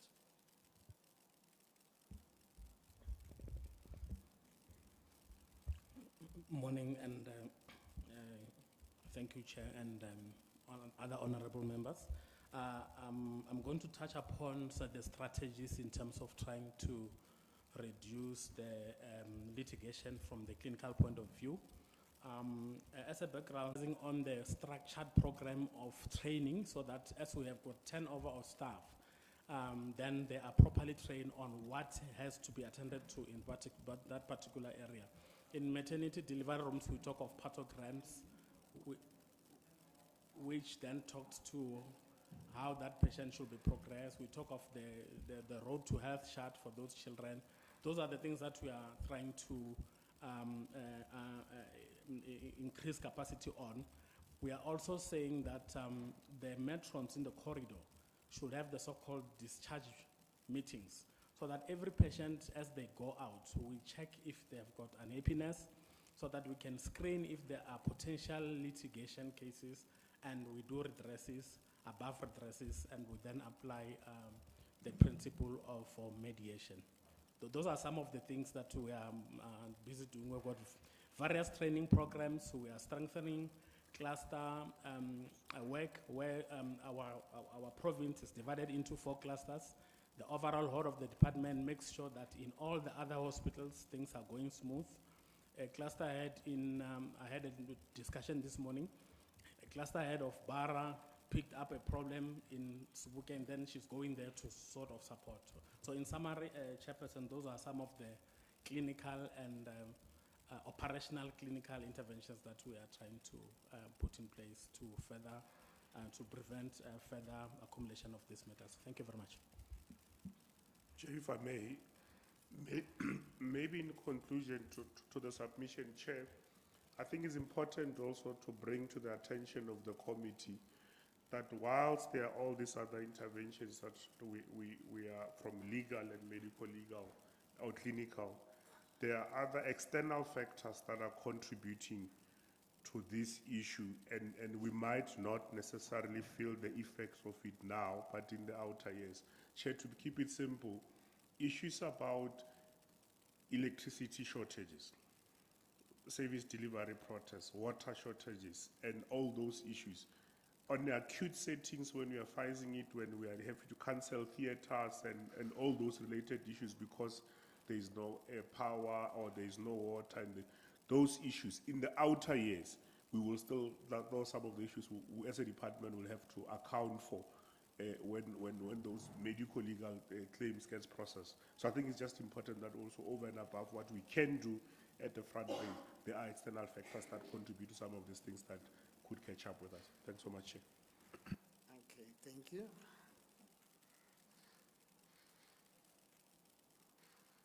You are welcome. You can come sit with us here.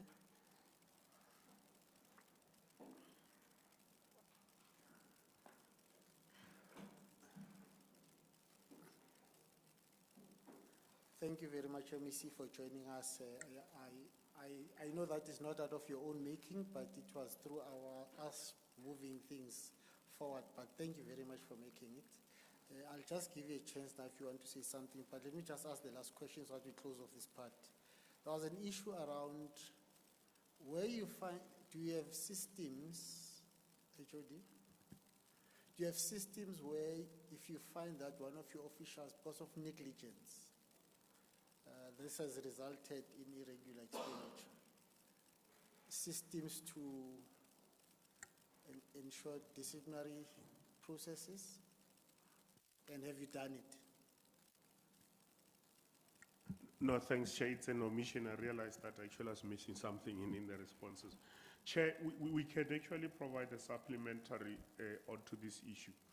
There are staff that have been reported to the Health Profession Councils, that the nurses that will have been reported to their regulatory body, being your South African Nursing Council, relating to some of these issues. What we are currently doing, Chair, is trying to match, because we know the top 10 disciplines where these issues are happening, and we know what the costs are, i.e., we know that Bara Obstetric contributes to 2 billion overall, followed by Telemokharane, followed by Sebokeng. So how do we match the relationship between where high litigation areas are coming vis-a-vis the discipline where staff is affected? So those numbers we do have, including internal labor relations initiated disciplinary process. That data we have, Chair, and that work continues to be done. In the last 24 hours, we had to do a similar exercise on a similar potential matter in Telemokharane, where 3 nurses had to immediately be suspended for the reasons that link to potential litigation if not managed. Chair, as an example. Okay. Thanks so much. Thank you. Any follow-up questions? Honorable Kanyana? No, thank you very much, Chair. Yeah, I think this issue of the medico-legal, it has really protracted this department for over a long period. And it is seemingly sort of an insurmountable challenge for the department. I'm saying this because if you trace it back, it's not necessarily 2014 It is as old as this department, the issue of medical legal.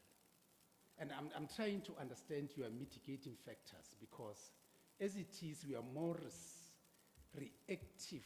Because if you look at I'm trying to get a sense of a system where you have really to clear this, which it doesn't really come out very clear. The system.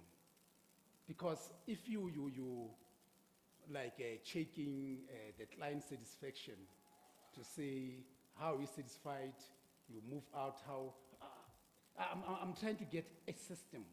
Because this thing has been there, and it's the one that puts the department where it is in terms of, because it ends up now pulling you back with accruals.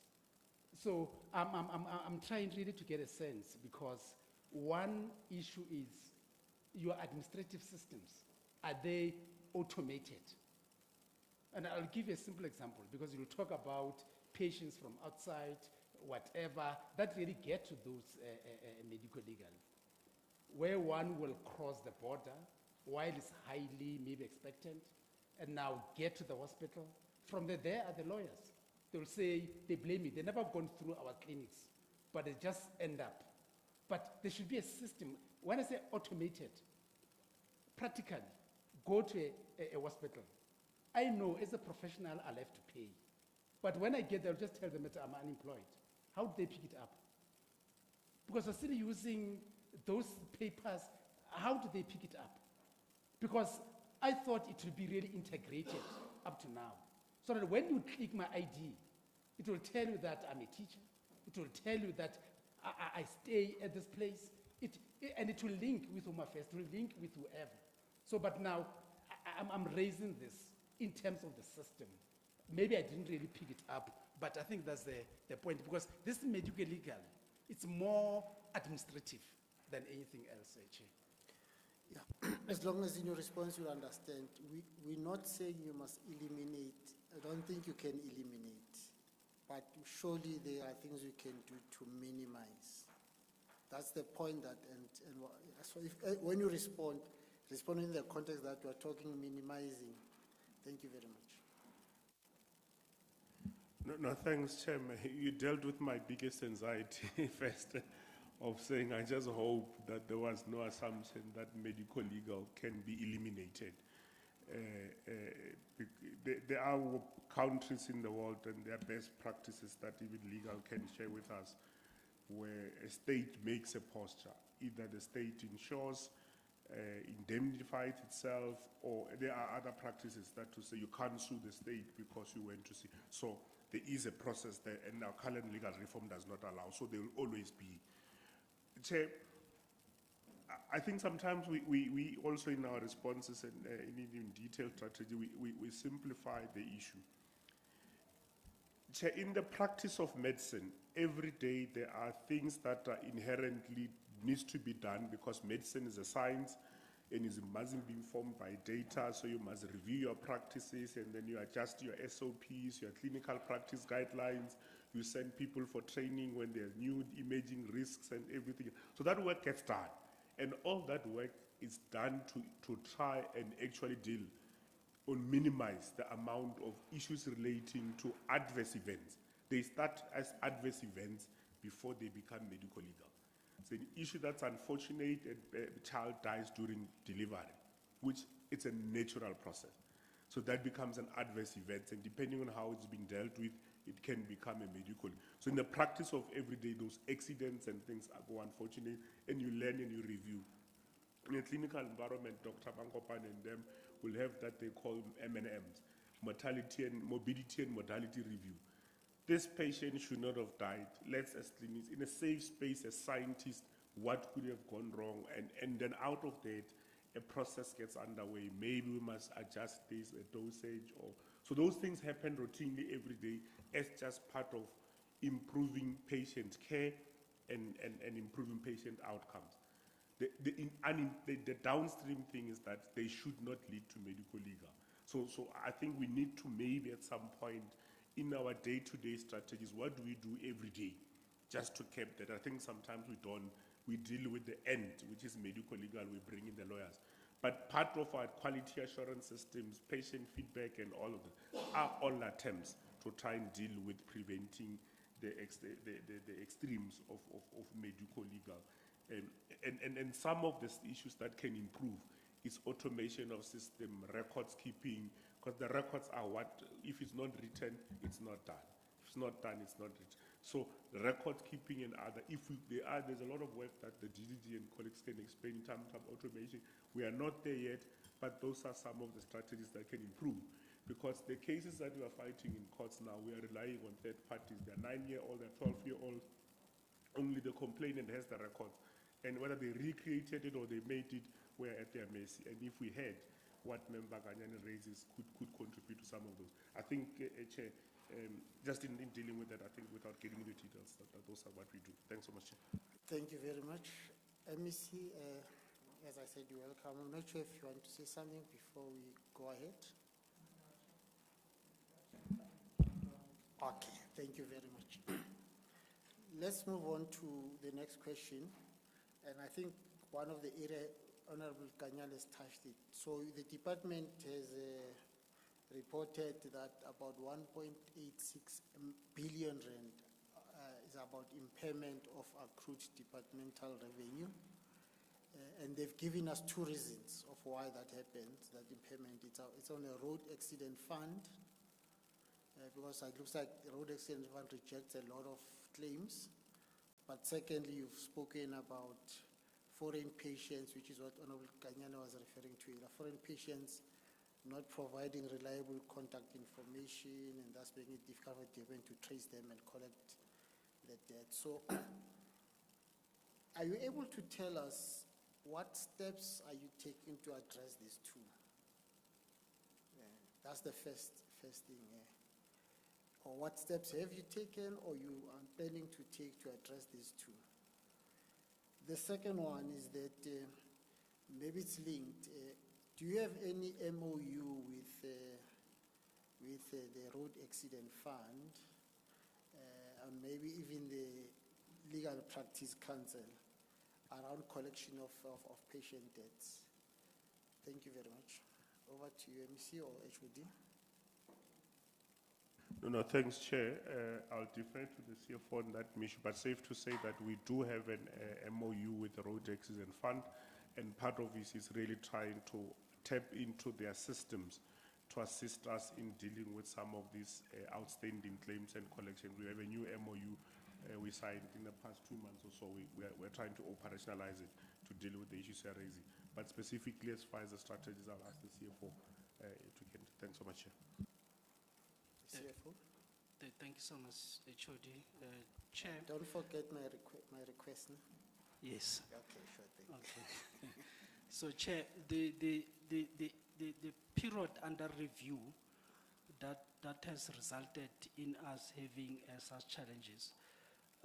One, as we have alluded to in our response, were issues around the requirements that were put by RAF at that period under review.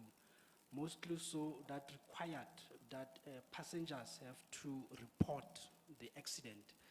Not all passengers will report the accident, but there was also a challenge in the witness statements that we should have received at that time.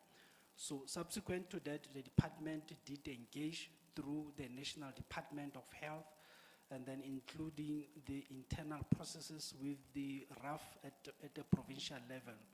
So subsequent to that, RAF has reissued or relaxed some of those requirements in the current year. So that is what has been done by the department so that we are able to ensure that we collect as much as we can from the Road Accident Fund. At this stage, Chair, the Road Accident Fund, through the department, through the different facilities, they have engaged on a rollout to ensure that training is being provided in terms of the new relaxed conditions around that. So we have subsequently seen not so much increase, but we have seen some compliance in terms of ensuring that as and when these cases are reported, the institutions comply with these new relaxed requirements. I did take that the HOD has responded to the MOU.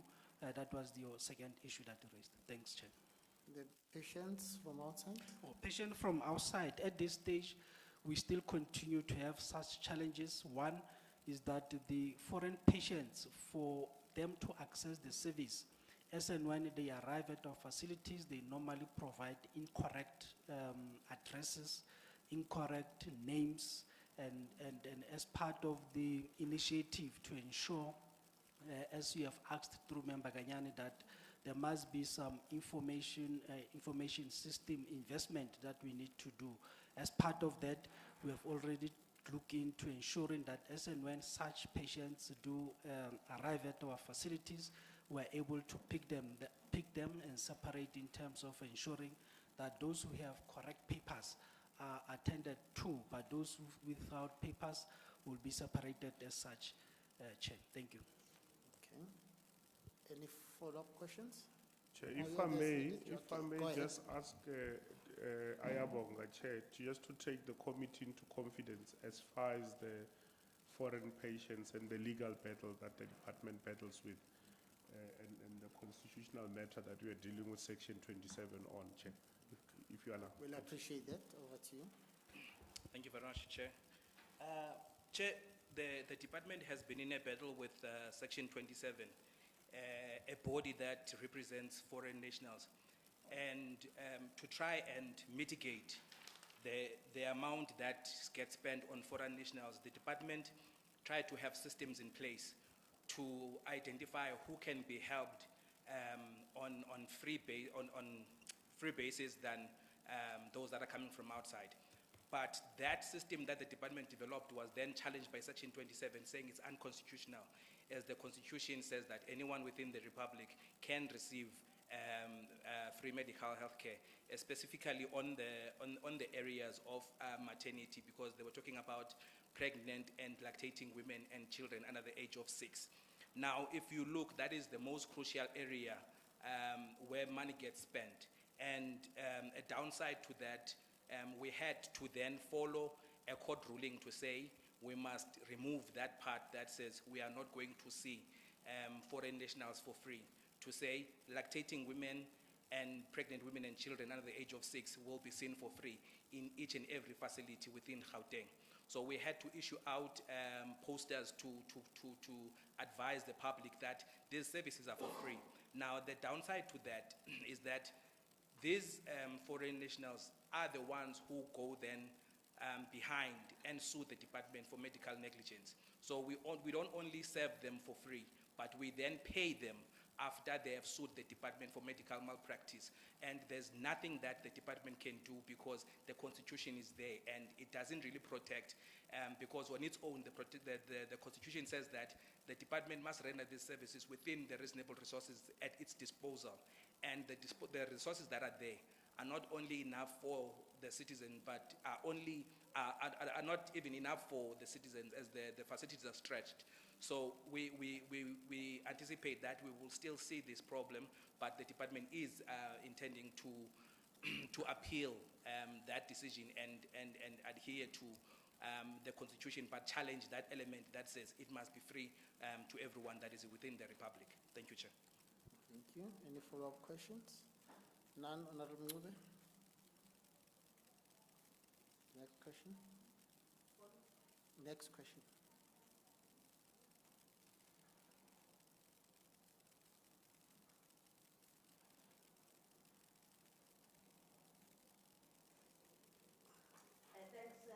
Thanks, Honorable Chairperson.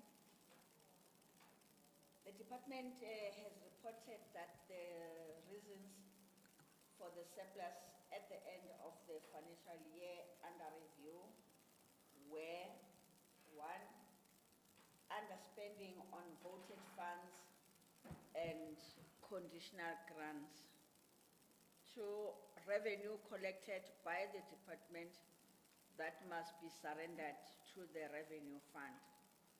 Please provide an explanation of what led to this and what is being done to minimize it from happening in the future. Thank you. Greetings, Honorable MEC. Thank you. Over to you, HOD or MEC. No, thanks, Chair, and I'll deal with the first part and I'll give the CFO to deal with the second part. Chair, it's a correct observation that we have struggled and across the grant spending, several grant spending, and this is in fact has resulted in the current year in the PBC process where our reallocations of funding money for the You budget know what adjustment. happened, HOD? All along, I was impressed with the fact that whenever you use acronyms, then you explain what they are. And in fact, when you use those big medical terms, you then explain what it is. I was impressed with it. But now you're changing. What is PBC? Oh, no, Chair, sorry about that. No, the previous budget council, Chair, where we, we just came back from there, and part of the, I'm just saying, should demonstrate that there's a relationship that we have not necessarily done well as far as grant spending, but we've also since then instituted what we call grant management committees, just to ensure that on a month-to-month basis, we're able to monitor, because, Chair, we are acutely aware that where we don't spend on these grants, we lose the money, and the implication is that especially your health facilities training grant, your infrastructure grant, your district health services grant, your HIV/AIDS health programs grant. So those are the quite service delivery grants that we then have to say the only way of improving spending on them is to actually manage them on a month-to-month basis through the office of the HOD and the CFO and the grant managers. But as far as the details that we provided in the response, I'll just ask the CFO just to amplify. Okay, thank you so much, HOD. Some of the measures that we have taken into consideration to ensure that we fully spend our budget as part of the challenges that we have mainly within the payment of the accruals, which has been a thorny issue within the department. We have since developed the strategy mainly to address the payment of the suppliers within the 30 days. And one of the biggest challenges within the department has been to review the invoices as and when we receive them. Because the other challenge was that there were some of the items or invoices fraudulently so that would have found an expression within our the department. So the emphasis on the review of such invoices has been accelerated so that we are able to ensure that we fully spend the budget. One of the other biggest challenges was the review of the services that were provided by our third party, which is the National Health Laboratory Services.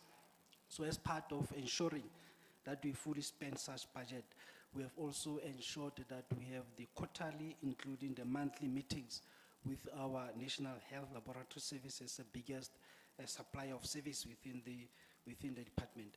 Let me pause at there, Chair. Thank you. Any follow-up questions? No, thank you. Honorable Kanyane, the next question. Thank you very much. It's on budgeting. Yeah, it seems that over years, the annual expenses of the department are more than its annual allocation. Now, I know you have responded to this partly, but just elaborate. What are the causes of this? And what measures is the department intending to take to deal with this situation? Thank you, sir. Over to you. Thank you so much, Member Ganyan. The biggest issue around the causes, they are multifold. I think some of them, you touch them through the challenges around the accruals. You challenge them through the issues around the accruals that are mainly emanating from a cycle of the medico-legal claims. Just to give an example, that in the previous financial year, we incurred or spent close to 500 odd million, half a billion, on the medico-legal claims. For the second quarter of this current financial year, it's a cycle, we have spent the same amount, close to 512 million, just in the second quarter of the financial year. The projections in terms of the matters that came out of court for us to settle we are projecting that we are likely to spend close to 700 or close to 1 billion, of which all of this budget is not budgeted for. So that means it's a cycle that, one, it's an increase in terms of the value of accruals, some of the suppliers that will not be able to pay. But what we have done, so that we are able to put some measures in place, subsequent to that, we have introduced what is called the ring-fencing of the cash. So this means all the key core items, your medicine, medical supplies, including the transfers to the municipalities, including the payments of the electricity and water, has been ring-fenced within the department. But then the cycle to that is that it affects all the other items that are not what we'll regard as non-core, though everything in the department is core, relating to your stationery, which is core as part of the service delivery initiation. So this cycle continues at this stage, meaning for the current year, we would have paid close to 500 million of the suppliers, but we are not able to do so, except those that we have ring-fenced at this stage. So that is the submission, Chair. Thank you.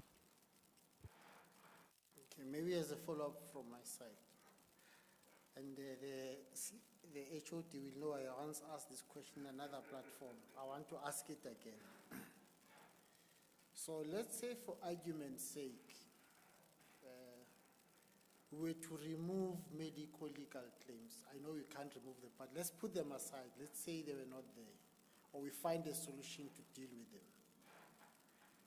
With the current, with the normal budget of the department, how does it work? Do you think what you are spending, it seems like what you are spending is more than what is budgeted for? If that is the case, what is the problem? And is there a way in which that can be looked at? So remember, I know that your biggest challenge is medical legal claims, but I'm saying if we were to remove them, what would the picture look like? No, Chair, and I remember this conversation happened in Senten somewhere. Chair, that will partly deal with the problems, but it will not make it go away. And I was reminding the MEC that even when we went to the PBC, we made the same submission.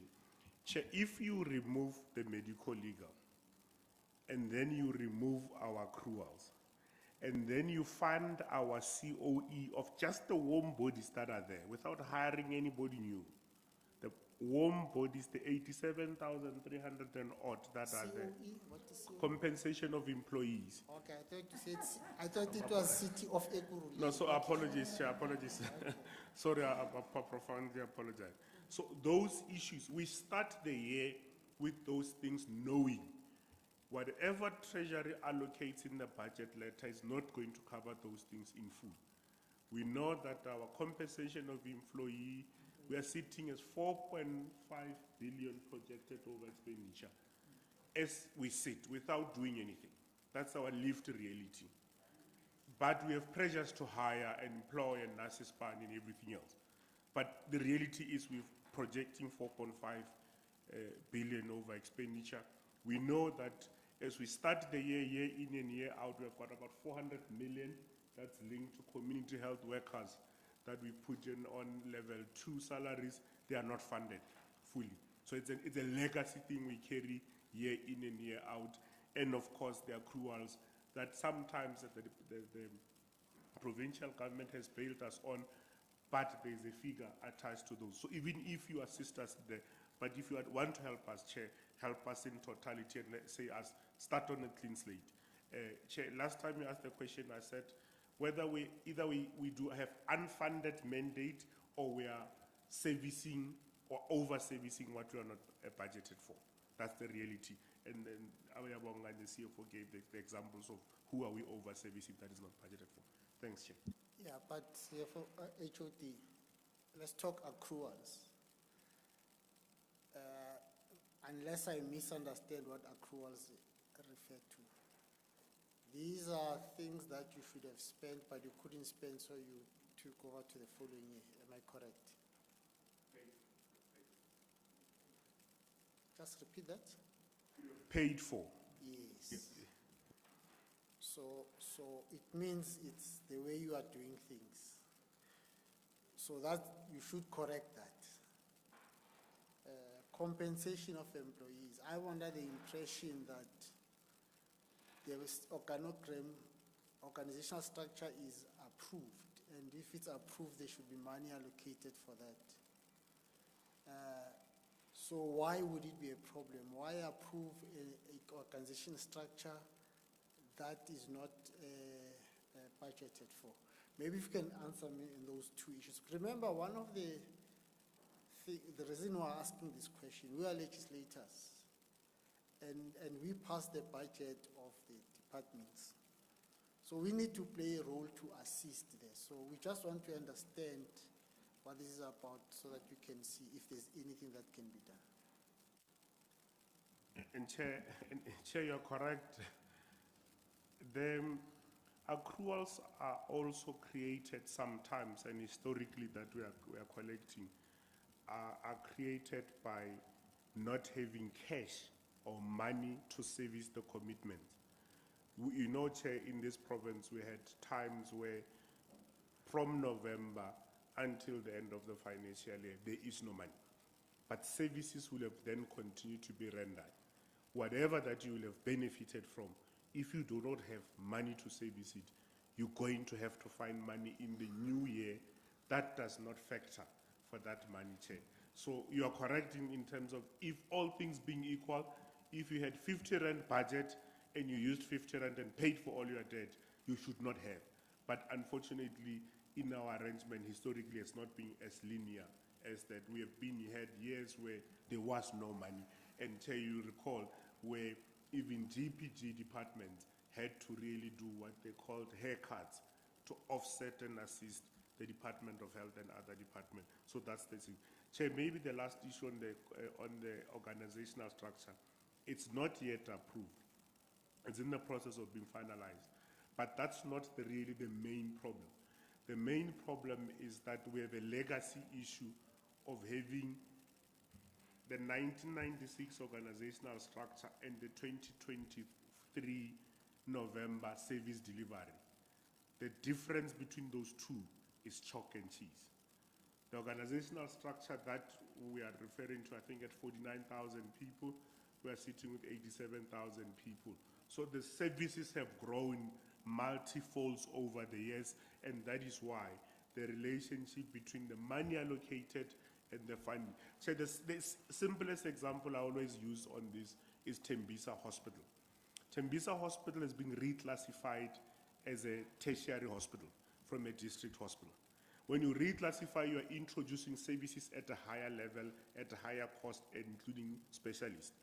But you do not change the organogram. So you're providing services at a higher level, you're including introducing beds that you are not funded for. So automatically in the beginning of the year, you will have a deficit because what you are funded for and what you are providing, there is a mismatch. And that's a classic example, and that translates even the organogram at head office, Chair. To avoid making my own personal comments, maybe it's a matter that we'll discuss with the committee and then have a session with yourself, because there's still a lot of gaps that I don't understand, and I think, yeah, let me not express my view, because it's going to be a problem. The members will say, no, but that was your view, it's not our view, so we'll engage with that. Okay, so thank you very much. Are there any other follow-up questions? If not, Honorable Ncube. Next question. Thank you very much, Honorable Chairperson. On a lighter note, there was a time where the health department, the furniture and other things were attached just through the accruals. So we may be getting there. Was that thanks. light? Okay, sure. It's very serious. Okay. We're heading to that. My question relates to the late and/or non-payment of suppliers. What are the plans by the department to minimize each of the following reasons it provided by late and/or non-payment of suppliers within 30 days. The first one, late submission of invoices. Second, late approval of payments by institutions. 3, cash constraints from limited monthly cash allocations due to payment of unbudgeted medical legal claims.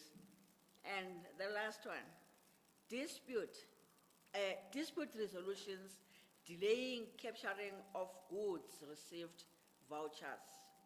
Thank you. Over to you. Thank you so much, Member Ncube. One issue maybe that we'll talk to is the late submission of invoices by the different suppliers. We have been engaging a number of suppliers to utilize the e-invoicing system within the department because there has been some structural, even the change from the suppliers to utilize the system. Initially, then the suppliers were utilizing your normal submission of invoices through the central office, but we have been encouraging and then providing training through the assistance of the provincial treasury to assist in that regard. So we have seen a number of invoices at this time improving in terms of the supply invoices. One of the biggest challenges around the cash constraints is that on a monthly basis, the payment run or the invoices that will have been generated for them to be paid are always above the cash that has been made available. Let me make an example that on a monthly basis, we receive a payment run amounting to close to 1.2 billion. But in terms of the cash that is available and dedicated to the suppliers within the goods and services, it's below the 500 million. Like I've explained that we have ring-fenced the cash to pay some of the core key items within the department. That one is taken care of, but then the biggest challenge is one of the suppliers that are not part of the ring-fenced. So the service or the amount that is available is always less than what the payment run will require. Like I've indicated, the measures around the medical legal claims that takes care of the cash that might have been available, the bank attachments through the medical legal cases also put a strain in terms of the cash availability within the department. So the measures that we have undertaken, I did try to explain them that to say we have introduced the ring-fencing of the cash that is dedicating to the key core items so that we don't find the collapse of the system within Gauteng. Thank you, Chair. Any follow-up questions? Okay. The next question that we want to ask, it is related to the overstatement of the asset register. So and because this is one of the areas identified as reason for failure by the department to prepare its financial statements in accordance with the prescribed financial reporting framework. So are you able maybe to indicate to us what is being done by the department to address matters related to the asset register? Thank you. Thank you, Chair. At this stage, we have had the challenges around the current service provider in terms of the delivery thereof. One of the other challenges was the internal capacity within the department that will assist us to ensure that the assets are correctly accounted for. But then what we have subsequently done at this stage is to ensure that on a monthly basis, including on a quarterly basis, we are able to delegate some of these functions to the facilities to ensure that all the items are accounted for. But to remain currently with the challenge of ensuring the full compliance in terms of verification of these assets. The complex nature of the department at this stage is that some of the assets that might have been either as part of the service delivery within the facilities, either being found at a theater or being moved during the emergency cases, that has found us having some challenges in terms of that. Suffice to say that we have also, in terms of the barcoding of some of these assets, has been found to be assisting the department to ensure that we are able to verify all the other assets within the department. Thank you, Chair. Okay. Any further follow-up question? None. Honorable Ngube, next question. Thank you, Honorable Chairperson. This one is on the procurement and contract management. Please further clarify the following. One, the explanation provided by the department that it did not invite competitive bids for some goods and services of a transaction value above 1 million because it does not have contracts in place for all commodities and its legality. Second one, reasons for the department allowing commodities designated for local content and production to be procured from suppliers who did not submit a declaration on local production and content. In contravention of paragraph 3.4 of National Treasury Instruction Note number 4 of 2015-2016. Thank you. Okay, thank you, Chair. We have to acknowledge that some of the challenges that we have found within the supply chain space, one were more related to the capacity constraints within the supply chain unit, but we have subsequently have some of the senior managers being appointed in that space so that they could assist in terms of all these other processes that are undertaken within the supply chain. One is the issues around the contracts.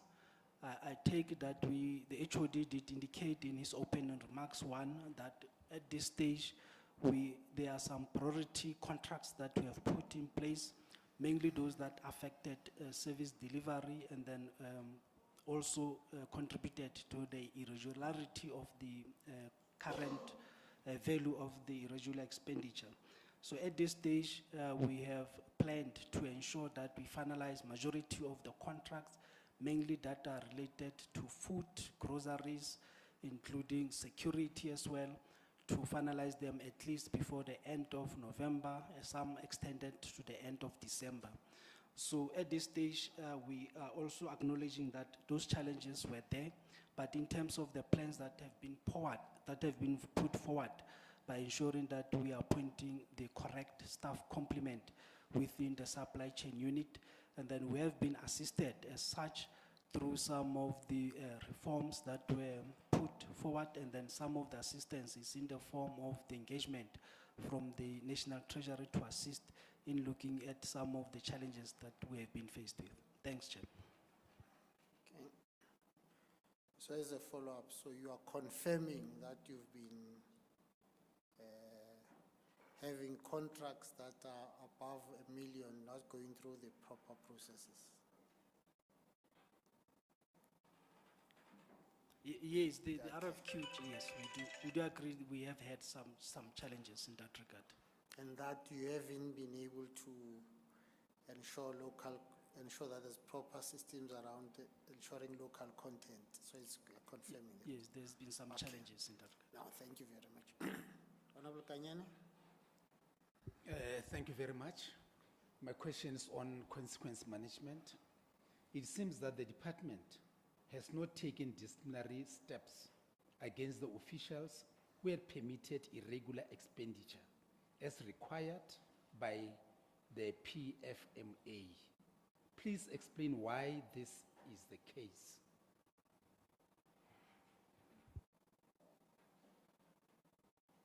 Over to you.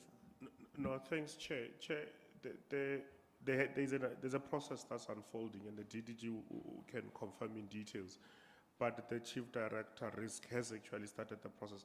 Chair, there was a process of actually doing some investigations first that needed to be done first before you actually take action, so that you are also not found wanting.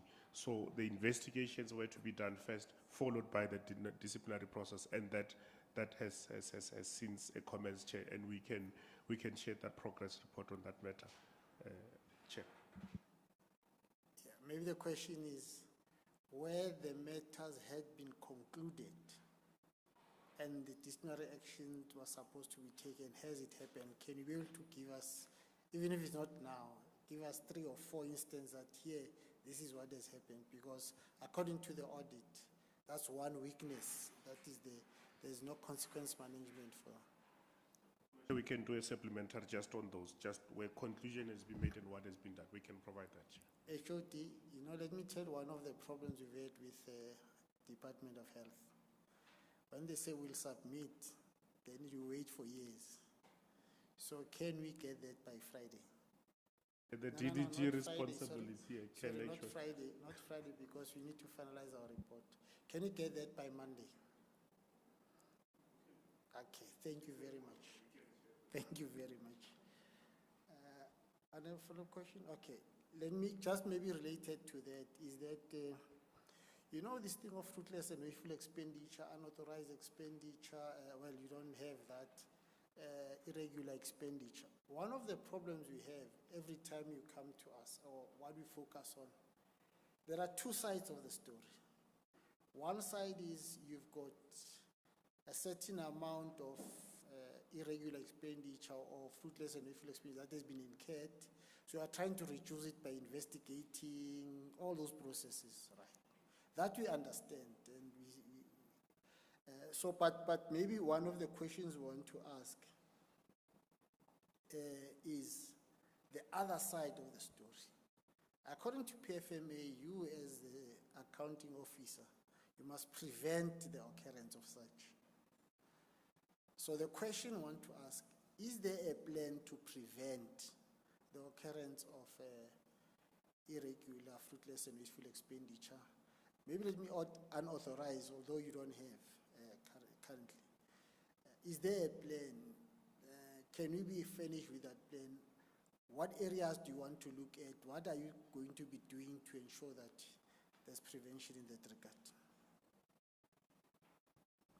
No, Chair, there is a plan, and the plan is also being monitored, Chair.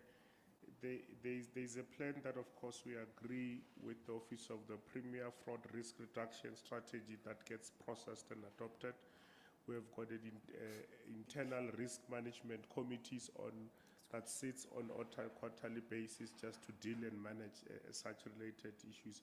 And of course, on an ongoing basis, we provide such risk and plans against the risks to the audit committees and to the AG as just part of our ongoing process, Chair. So if you're asking for a plan, Chair, there is a documented and signed plan with areas of risk linked to the historical issues that will have then been raised from previous audits and findings, Chair. Yeah, your last response make me suggest you're not understanding my question. I'm not referring to already what has occurred. So I'm saying moving forward, to prevent moving forward. So you say there is such a plan. Chair. Okay. When was it developed roughly? I know that you haven't been there for some years, but you... The plan gets reviewed annually, Chair. I think we just finalized the processes earlier in the year, just for the current financial year. So it's an ongoing thing that we review on an annual basis. May it be submitted to us? Will do. Thank you. Is Monday too early? No, Chair, we can mail it this afternoon. Promise number 2. Okay, thank you very much. Honorable Mncube. Thank you, Honorable Chairperson. This one is with regards to the material irregularities. The first question is, please indicate how many material irregularities identified by AG of South Africa are still not finalized. The second one, provide a summary of each material irregularity which has not yet been finalized, including the status to date of the resolution of such. Thank you. Our understanding is that you had 5 of those, but you want to know how many have not been finalized. But also, as Honorable Ngobe is asking, just summary because we did ask you for the information, but it was up to the 30th of September. We are now in November. So we just want an update. Thank you. Over to you. No, Chair, I'll ask our internal control maybe just to deal with that specifically.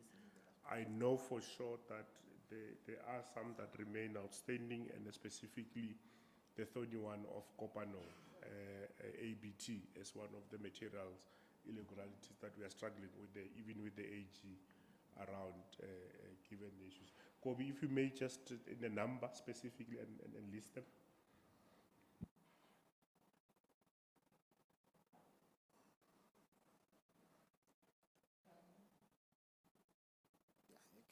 You can use that one or that one, it's up to you. You can use this one.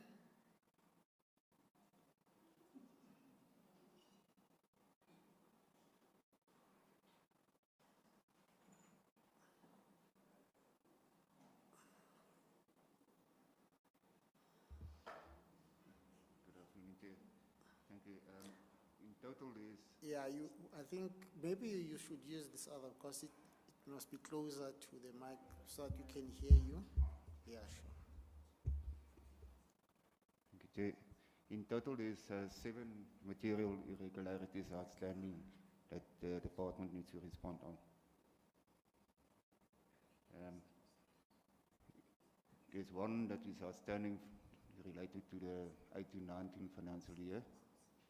And then for the current financial year, there's 3 that has been issued, and then for the financial year ending 31 March 2023, there was another 3 as well. Yeah. I think what you did, you gave us statistics. I thought you'd say, there's this one related to this is how far we are. There's this one related to this is how far we are. But if you don't have that information now, MEC, can you get it by Monday? Okay, sure. Yeah. Yes, we will have it by Monday. Okay. Please, as I said, you have submitted up to September. There's now October, it's November, so just want an update. Yeah. Commitment number 3. Okay. Chair, I think HOD was indicating that mostly are in infrastructure and some we don't agree with. So I think let's give you on Monday then, so that after this meeting, the team can sit down and indicate what are those that we don't agree on and the ones that we agree. Appreciate it, thank you. We done? Questions, or is there another question? We done? Are we done or not? Okay, go ahead. Thanks, Honorable Chairperson. This one is on the information technology disaster recovery plan. With regards to the draft IT business continuity plan, which the department has reported that it has been developed, please indicate what is the status of the service level agreement with SETA or eGov, or about the timeline for finalizing and signing the service level agreement. Thank you. Okay, over to you. No, Chair, the BCP plan is approved in the department.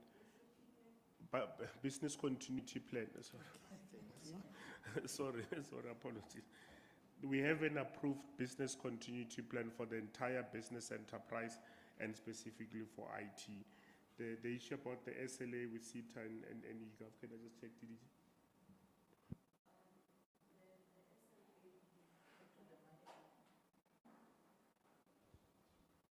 HOD, the SLA with eGov and CETA we're currently looking into, as you know, the initial plan also involves the academic hospitals, especially those that have been recently affected by the fire and other incidences. Okay. Any follow-up questions? None, thank you. MEC, thank you very much. That was about health. We want to deal with medical supply, Tepo. I think we've got about 5 areas that we want to focus on.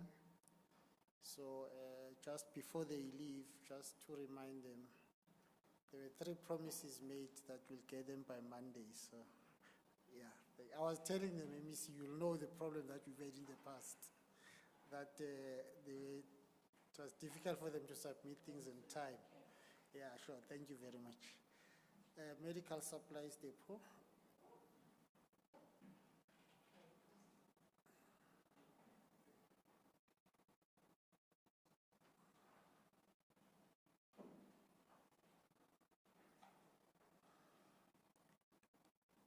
Okay, Honorable Kajane, can you, or you first want to introduce the team HOD? Thanks, Chair. We'll do quickly. The acting CEO of the medical supply type, Ms. Ramtula, and the CFO for the medical supplies depot. Thank you very much. Like we said, we have received the responses, we've looked at them, but these are just follow-up questions based on our interpretation of what we're responding to. Okay, Honorable Kanyane. Thank you very much. The first question is on procurement and contract management. I'll just give the background like I did before, that the entity's response to the question, according to us as the committee, is partially satisfactory. It explains that the entity participates in centralized contracts arranged by the Department of Health and Wellness for each facility under its control, and that the entity has advertised a tender for security and cleaning services. However, the entity does not provide any information about the reasons for the delays in awarding the distribution service contract. The entity does not provide the details for the entity procuring goods and services for a transaction above 1 million, which was procured without inviting competitive bids, and deviations were approved by the accounting officer. But it was not practical to invite competitive bids. In addition to the above, the entity should ensure that it is complying with all applicable Treasury regulations and National Treasury instructions when procuring goods and services.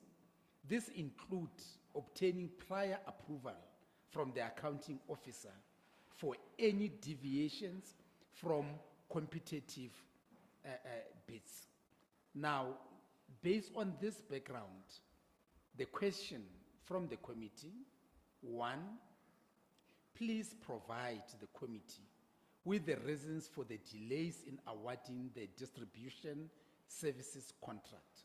That's the first question. Secondly, provide the committee with the details for not procuring goods and services for a transaction of above 1 million without inviting competitive bids, and deviations were approved by the accounting officer, but it was not practical to invite competitive bids. Question number 3, what measures has the entity put in place to ensure compliance with all applicable Treasury regulations and National Treasury instructions when procuring goods and services? Those are the 3 questions. Thanks, Chair. Okay, over to you, acting. You said you are acting. I'm the acting. I'm actually the acting chief director for pharmaceuticals. Okay. Yeah, please put it on. Just hold on 1 second, there's a problem with the system. Okay, yeah, sure. I'm actually the Acting Chief Director for Pharmaceutical Services and Clinical Support Services, but I think, and also look after, oversee MSD, and therefore I'm just known as the Acting CEO of MSD. So Okay. thank you for the questions. I think if I could please request Mr. Mashleza to answer the questions. Over to you. Thank you very much, members. Let me start with, to clarify the issue of procuring goods and services above 1 million. I think I must explain it by saying the entity, which is Medical Supplies Depot, exists within the department. When the department awards a contract, it awards a contract for all facilities under its control, which includes MSD.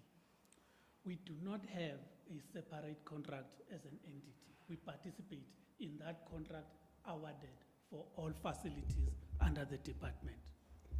It is for that reason we provided that response. Now, the next question on the very same question was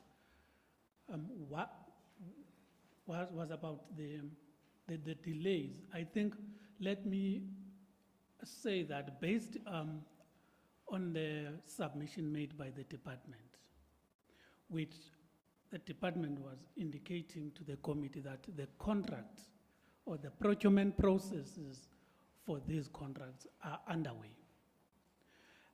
And that applies to the entity as and when the contract is awarded.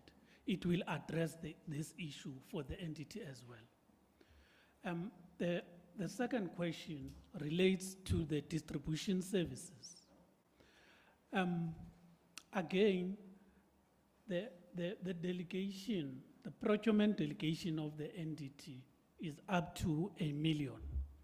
Any procurement above that, like the distribution services, it is handled at a central level. Therefore, we dependent on the finalization of the contract from the department. So yes, there were delays in the award of that contract, but we would not necessarily involve in that process because it is above our level. So HOD, it will then be correct to assume that, because this question was asked to health, it's that the answer is as we received earlier. Okay, no, thank you very much. If I may finalize on this question, Chair, I do want to indicate that the contract for distribution services has now been awarded. Thank you. Thank you. Honorable Ncube, next question. Or is there any follow-up question? No, you correctly place it well to the department based on the answers that we got. Thanks. Okay. So the question to be asked by Honorable Dilani. Okay, maybe also, okay, you've got it. You can go ahead. Thank you, Honorable Chairperson. Okay, let me help you. Sure. We realized that the entity responded. It was about expenditure management. We received your responses, and we think there are some few things we want to clarify from there, because you didn't explain why you did not take effective and appropriate steps to prevent irregular expenditure, even though you were aware that procurement of the services exceeded its delegation, your delegation. So what we wanted to find out is if you can give us an explanation why you didn't take steps to prevent irregular expenditure, and also what plans you have to improve or to ensure that you prevent that. I would think from your earlier explanation, I might be wrong, it could be that it's because it's run from the department side. I might be, but let it be your answers. Let it not be me. Thank you, Chairperson. I think you are quite correct.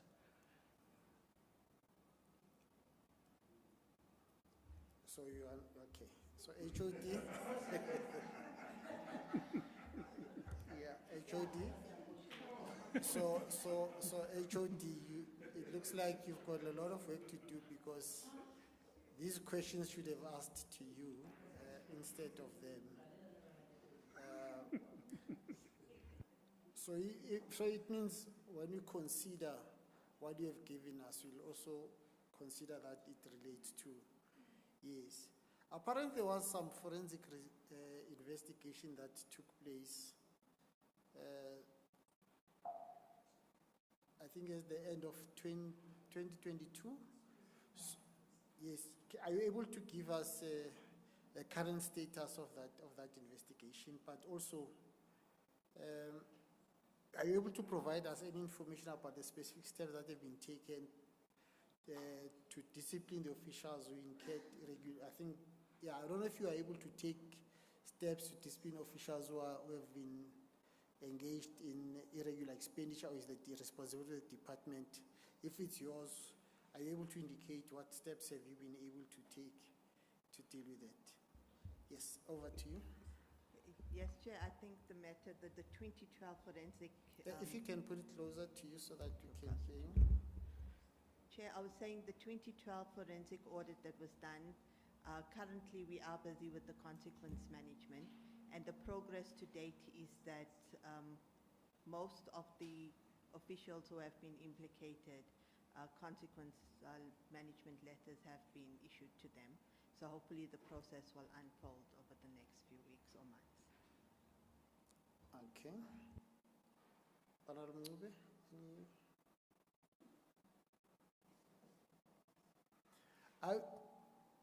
honorable members, and maybe the staff can also help me.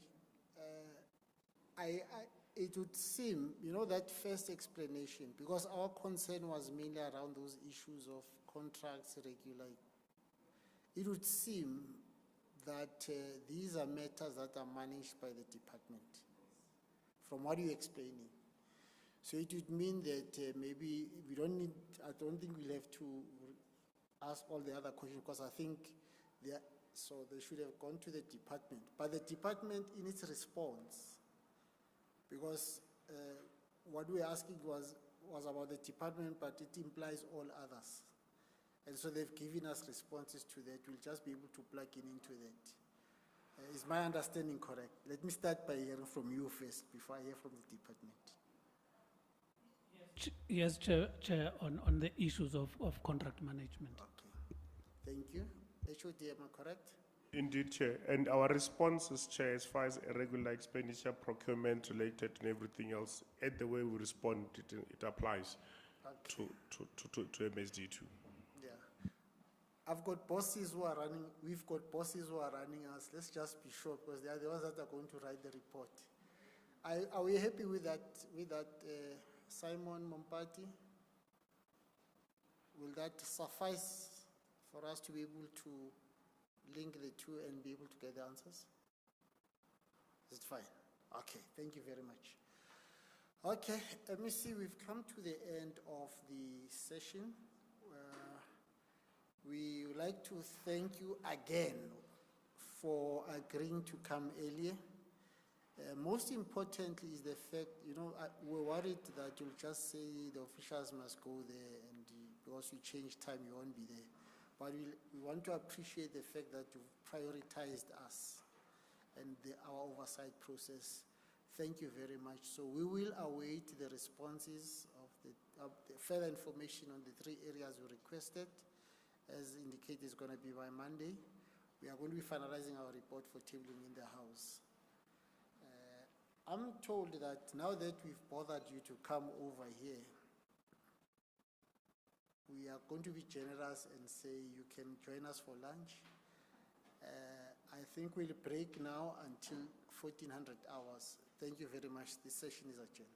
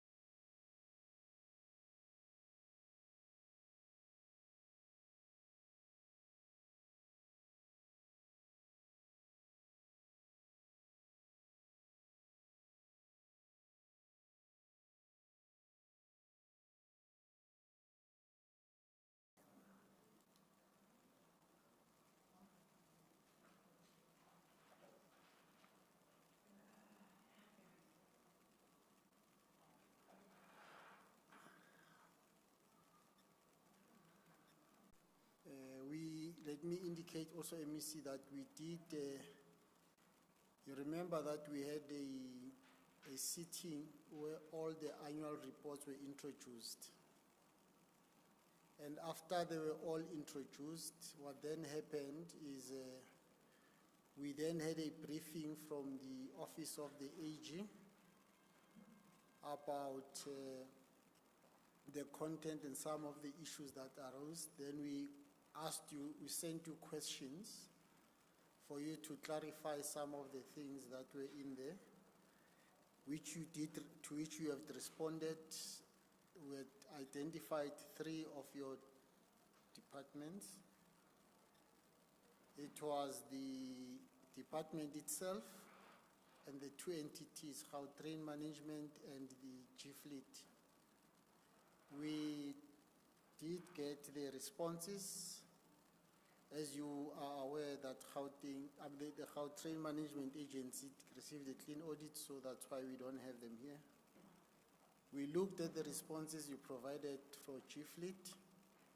We realized that there isn't much really that we needed after that, so that's why we didn't invite them.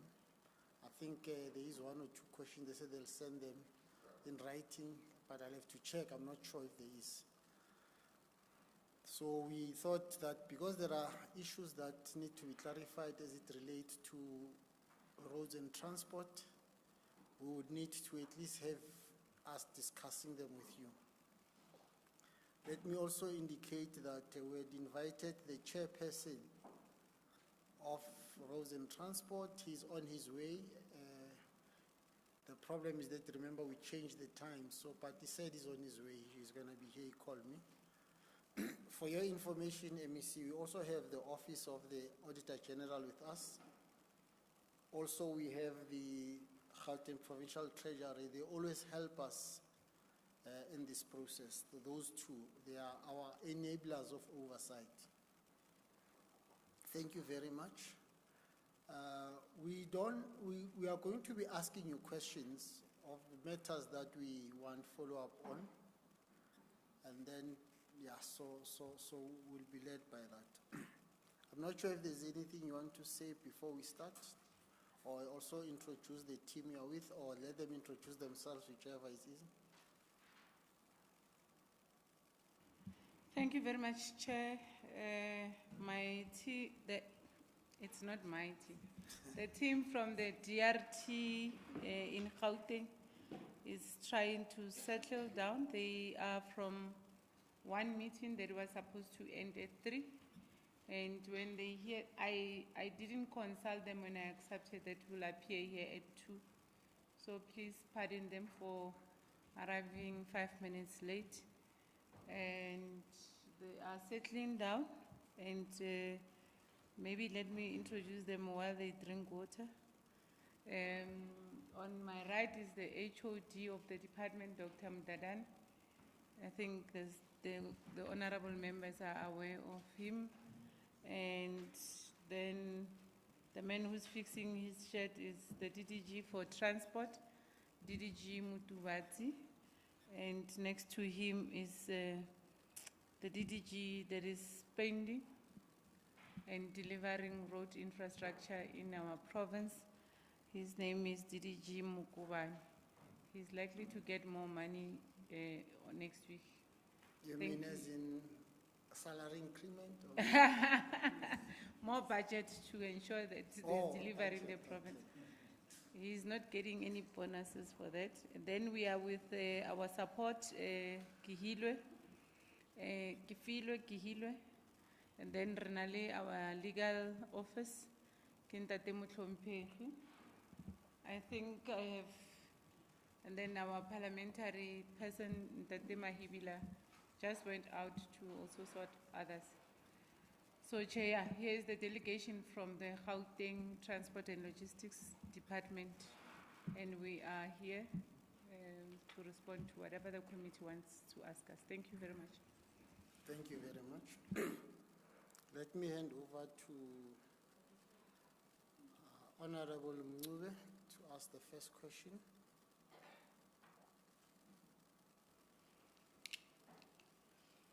Thank you, Honorable President.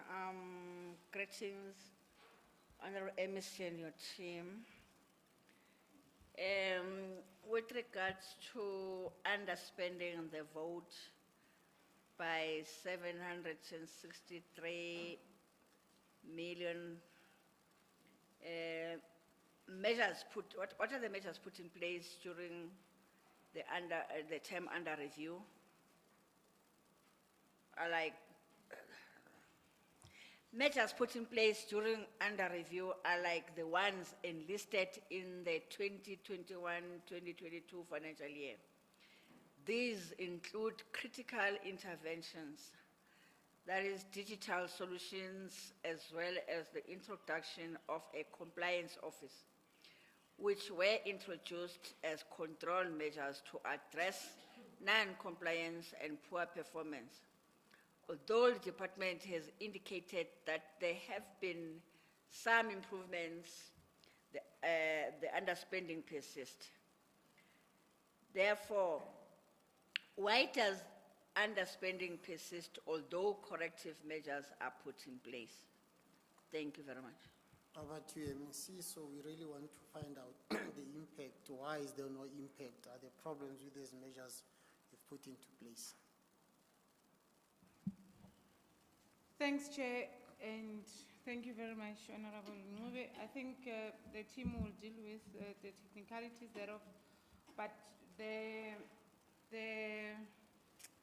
year that is under review, and your question is based on 2022-2023 under expenditure, we underspent on the bus subsidy contract, which is under public transport operations, the grant, and compensation of employees.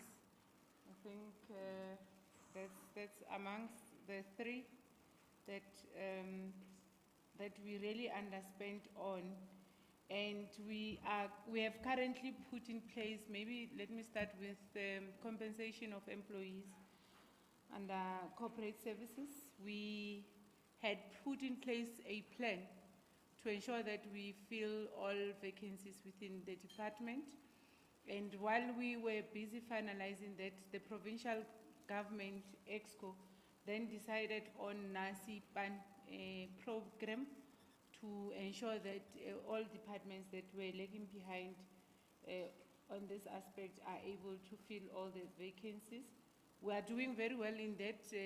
It's just that the process, maybe to be honest with SCOPA, is that the process took longer. If you realize that on 16th of June, the Premier launched the NASI SPANI program, and people were encouraged to submit CVs manually. And it then took, because everything was centralized for the whole province, and according to the list of the provincial government, we are a last department. And we got our share of CVs the last, I think, 2 to 3 months later, which then contributed to the delays. But I think now we are ahead of everyone, even those who got their CVs before. So the team will go into full details, what is the plan and how far are we with ensuring that there's no under expenditure in that.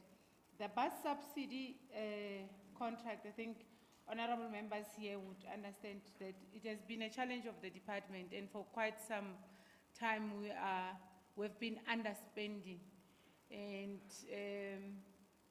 it's a complex contract that I think the provincial government, for our predecessors who are no longer active in politics, will tell you that it's a hot potato. You know, how you must be careful on how you handle it. But what we have done is, and to give comfort to the committee, is to put a project management team that was assisting us on a mechanism to avoid, one, the under expenditure, two, to ensure that we find a better way of regularizing the contract. So we call it a negotiated contract. We have met with all municipalities that are affected, because municipalities are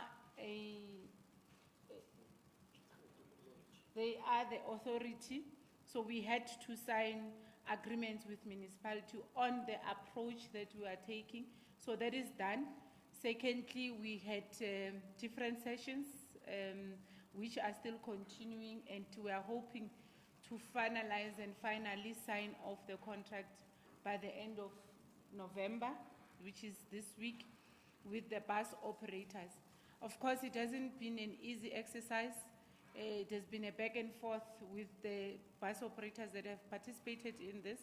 Honorable members will know that those have been participating since 1987, and change might be a difficult thing to really accept. The contract is tight in a sense that it will help us ensure that we provide a reliable, effective and efficient service to the people of Gauteng. So I am hopeful that we will be, at the end of this financial year, would not be less than what is expected of us to spend. We are not doing very well because of some of the contracts in the whole contract, but there is improvement, and our projections are that we will be able to spend accordingly on this item, and in the next years we will be able to spend 100%, I think, confidently, with what we have put in place as mechanisms to ensure that there's no more under expenditure. It's one of our weakest areas. I must accept, I must present to yourself that we have acknowledged that, and we are working hard around the clock to make sure that we deal with it. I think I'm going to hand over to the team to deal with the third one, and my iPad is off, so I can't remember which one is the third one.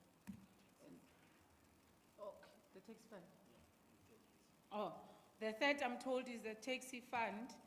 The Gauteng Taxi Industry Trust was established, and when we took over, we found that there is around 9.6 million that we have not spent in that area. And upon investigations, why have we not spent? It's money that was allocated from National Department of Transport during COVID to procure PPEs, and then the decision of the department was then, including the trust fund, that they must hold on that. And we are in the process of repurposing that money. And for us to repurpose it, we need to ask for permission from the authority that has given us or allocated that budget to ourselves. Another thing was to regularize and ensure proper establishment of the trusts, the trustees, and deal with issues of what then becomes the program of action, working together with the taxi industry. Honorable members will know that it's not an easy stakeholder to work with, and we are now have ironed out, including putting structures in place to ensure that this allocation is well accounted for, and in this financial year we will be able to then transfer the 20-odd million that is allocated and budgeted for that activity. And with the measures that we have put in place, I think I can confidently say to the committee, we will be able to spend it accordingly and be able to account for it. I think the challenge was accounting measures and ensuring that it do what it's supposed to do to assist the Gauteng taxi industry, Chair. So I don't know if the DDG and the HOD here wants to make additions on things that they think I've not responded to. So, Chair, if you allow me, I'll allow them to then take the committee through. Thank you very much. Yes, thank you very much. Good afternoon, Chair and members of SCOPA. Once again, Chair, my apologies for arriving late. We had a Okay, let's just sort that one out. Don't apologize. We the ones who disorganize your day. Okay. So we do understand and your apology is accepted. Thank you very much, Chair. Chair, just want to indicate the issue of the bus contract, what we call public transport operating grant, which is the national grant that comes from our National Department of Transport. There has been a number of challenges. Historically, this contract is old as more than 30 years. Never been renewed, never been changed in terms of conditions of the contract. And there were issues that were not taken on board in terms of, one, the PFMA, in terms of the public procurement requirements and governance, and thirdly, the service delivery issues. What? Ensuring that certain routes are being provided for and so forth. And therefore, this contract was found to be irregular for about 76 times. And the only option available for us in the start of this financial year, when the contract ended in March, was then to say, how do you correct the contract that has been deviated 76 times, and Auditor General has found it to be irregular. And therefore, we went to legislation and other processes. We found the option that is available, which is the negotiation provisions, which is Section 41(1)(b) of the Act. And then we engaged all parties, we started the process, and unfortunately, there was resistance and so forth, and we could not therefore conclude the negotiations in the first quarter, which is April to June. What we then agreed was to have a negotiation in 2 phases. Phase 1 was to agree on a broader framework. These are the things that we want to change in the contract, in terms of governance, in terms of service delivery, in terms of policy compliance, and lastly, ensuring that we are aligning with the municipalities. Remember, the bus operate in the route of municipalities, and the municipalities are the transaction authorities that we are signing on their behalf, and therefore they have got their own transport master plan as well. So we have to ensure that there's alignment of routes and so forth. Then, based on that framework, we then agreed that we concluded in June. Then, from June to November, we are concluding what we call phase 2. What does that mean? It means that the issues that were picked up by the Auditor General in terms of under expenditure, we are correcting them then as part of the remedial action. The second issue is ensuring transformation of the sector, which is part of the target that we have to introduce to ensure that localization is also being introduced and so forth. And therefore, those are the kind of negotiations that we are busy with. However, we are almost to the end, and our hope, Chair, out of this process of cleaning our procurement process, we are hoping that, therefore, we'll be able to spend the budget going forward, based on the targets and accountability that we have introduced in the new contract. Then the issue of the filling of post, what we have done internally is to ensure that we put a plan which has also been supported by NASISPANI, and I can give the committee assurance that all the posts that we have not finalized, we have put a date for interview, and the last date is the 3rd of December, and that will help us then to fill all the posts where we have got people resigning or transfer and so forth. We deal with that in the 4th quarter, and we then be able to improve the expenditure under employees. The last part is the structure review. We've got a structure that is old as 2008, and it was never reviewed. And then we had to develop a service delivery model and introduce a new structure. That's a process that the department is busy with. We've submitted the structure to the Office of the Premier. The Premier has looked at the structure and has given the MEC the input of what he would like to see to be considered by the department, and we are busy with those reviews. But that also gave us an opportunity, noting that the MEC is new in the department and the HOD is new, and to ensure that we also make the input, ensure that the gaps that were identified by Office of the Premier are processed accordingly. And we are set to conclude and submit back to the Office of the Premier by the 15th of December. And that will not be the end. The end will have to structure submitted by the Office of the Premier to the Minister of Public Service Administration and also Provincial Treasury. Upon getting those two approvals, then we'll implement the structure. I thought I needed to clarify that. Thank you very much.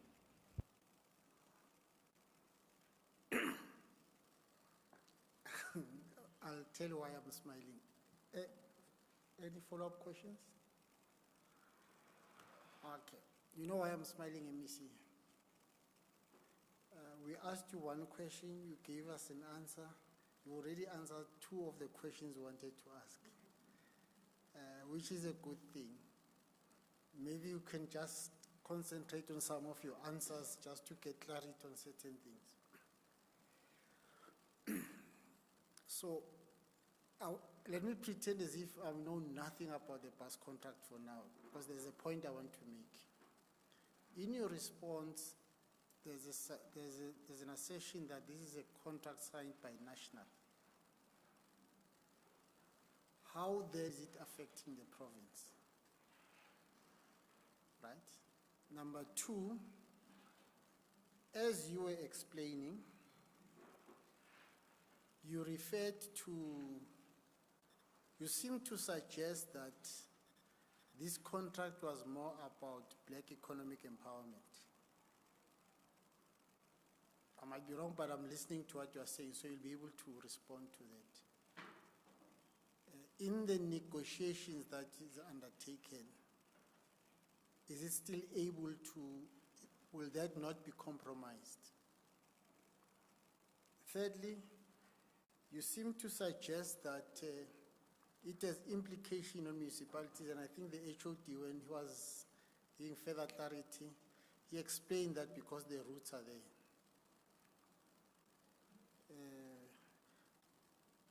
So let me just preface this question.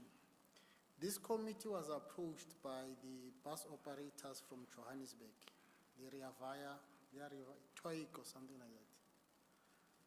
And they were arguing that there was a problem with that contract and they wanted us to assist. You know, we've got limited powers as a committee. There's things we can't do.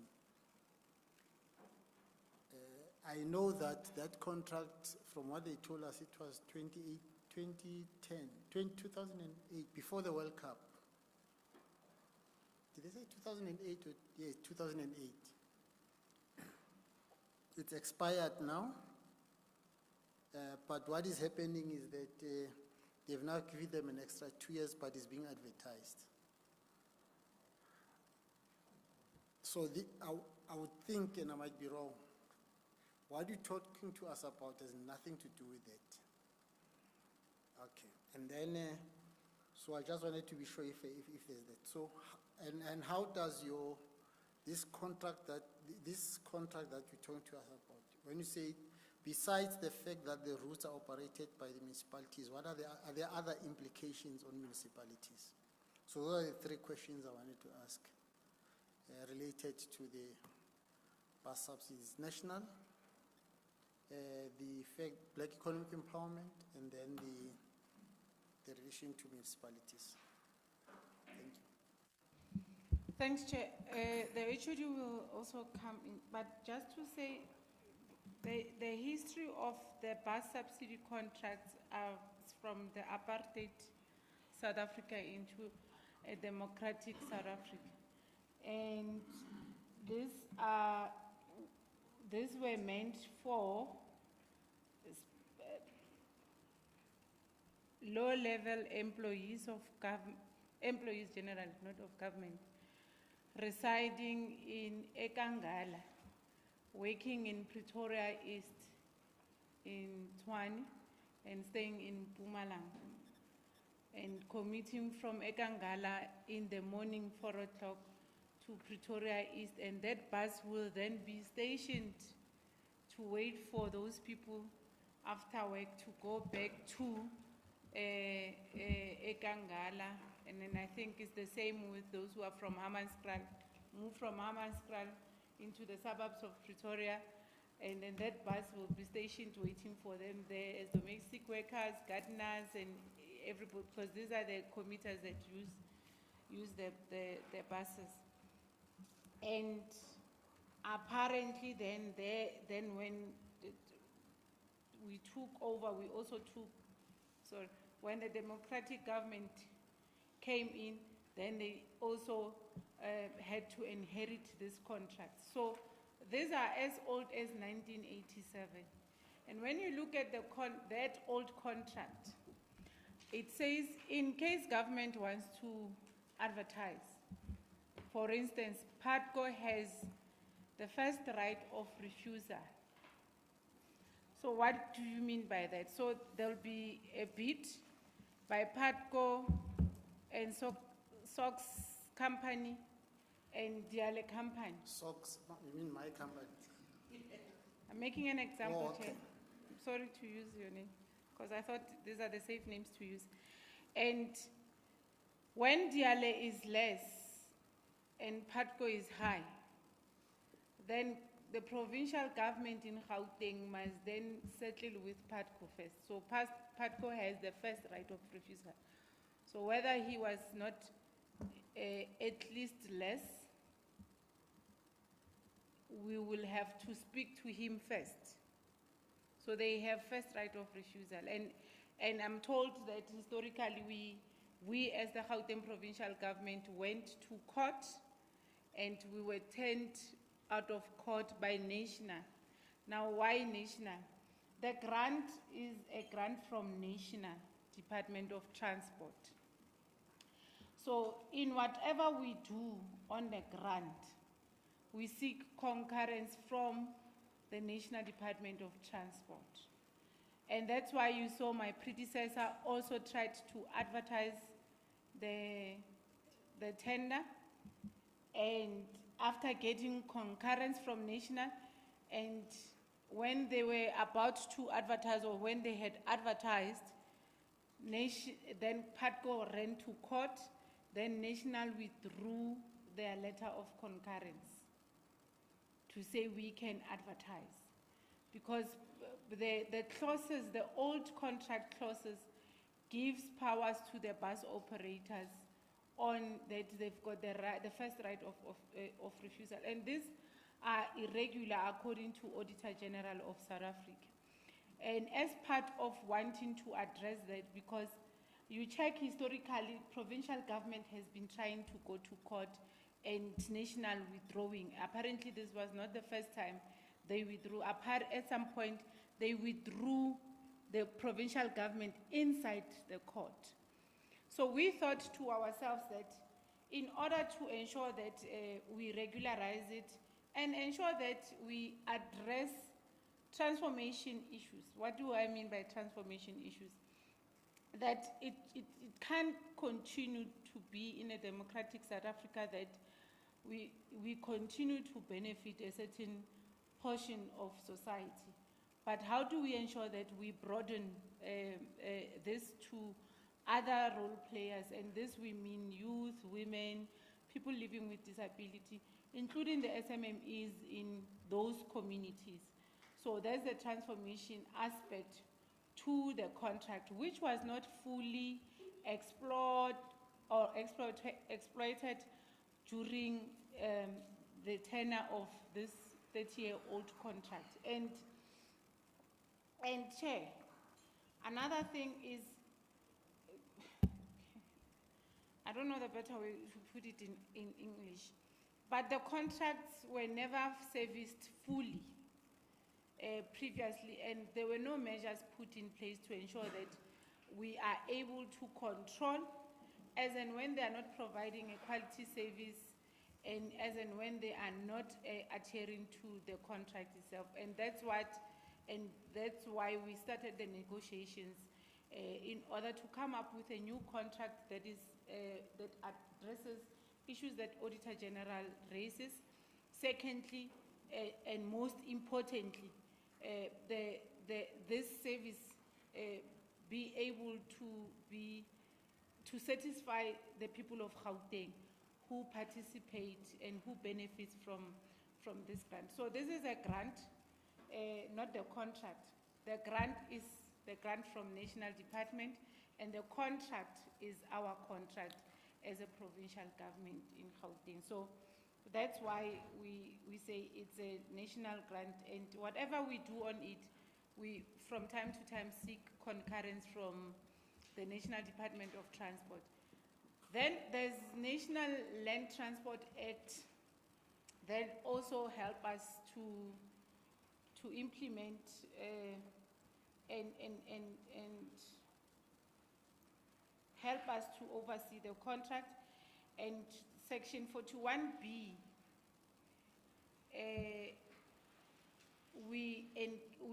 for us to implement Section 41B, which has to do with the routes in the municipalities and municipalities as the contracting authority, then compels us to then negotiate with municipalities.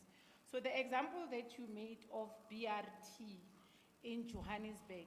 So Johannesburg and all municipalities, by the way, their argument was, why do you want to do 41B of the Act, not 43? Because what if we are ready with our BRT rollout, like in Tshwane, their BRT is extending to Mamelodi, and we are there with this service. So as and when there are changes, we need to be sitting down together as a provincial government and municipalities to agree. So we said they must sign 41B with conditions. Conditions, what do we mean? So as and when they are ready to implement their BRT, we then will rationalize and look at different routes to then expand or extend the service to that, those other routes. So 41B is to regulate us as a provincial government and the municipalities to say, as and when you are ready to implement your own BRTs municipalities, you are able to tell us that province, Tlogamo Mawunde Street with your buses, go to Siku Street or go to Church Street in Atteridgeville. So municipalities' role is quite critical because the routes are in municipalities, and municipalities, remember, they also have a role to play in providing public transport to the people and the communities in their municipalities. So it's how we work together on ensuring that we provide public transport to the people of Gauteng. And the BRT is a Jozi problem, in all honesty. And but that's where we work together to advise one another on how to go about it. And as and when, and that's why you find us, when we negotiate these contracts, we also involve them so that they are also able to participate and say, no, the buses can't be on this route because according to our plan, this is where we are going to build the BRT, and this is where, and also ensure participation of local communities and SMMEs, including critical stakeholders like the taxi industry. So you'll see the negotiated contract also compels the main contractors to have these aspects of involving the taxi industry and small bus operators in their communities, preferably women, youth, and people living with disability, and the taxi industry. So that's why we speak about what you call the implication on municipalities and what is like economic empowerment. And I think I tried to clarify the relationship between BRT and ourselves providing public transport as a provincial government. I don't know, because the team is more conversant with the issues, if they have anything to add. DDG? Thanks, Chairperson. Thank you, Missy. I think just to add the fact that we have a relationship with municipalities is derived from our obligation, since in terms of legislation, these past contracts should ideally be overseen or be contracted by municipalities. But because municipalities have not demonstrated capacity, and when we started with the process of entering into the negotiated contracts, in terms of the National Land Transport Act, Section 41(1)(b. We then sought concurrence from municipalities. In other words, we sought permission from municipalities, and then we entered into what we refer to as the intergovernmental authorization agreements with those municipalities that are affected. And in terms of just concretizing the issue of empowerment, Section 41(1)(b) requires of us to empower, like SMEC has indicated, those various groups and sectors within communities in which these buses operate, or within which these contracts are going to be operating. And we therefore infused, as part of the contract agreement, the 30% subcontracting, which they are expected and obliged as the operators to incorporate, something which was not there in the previous contracts. Thank you.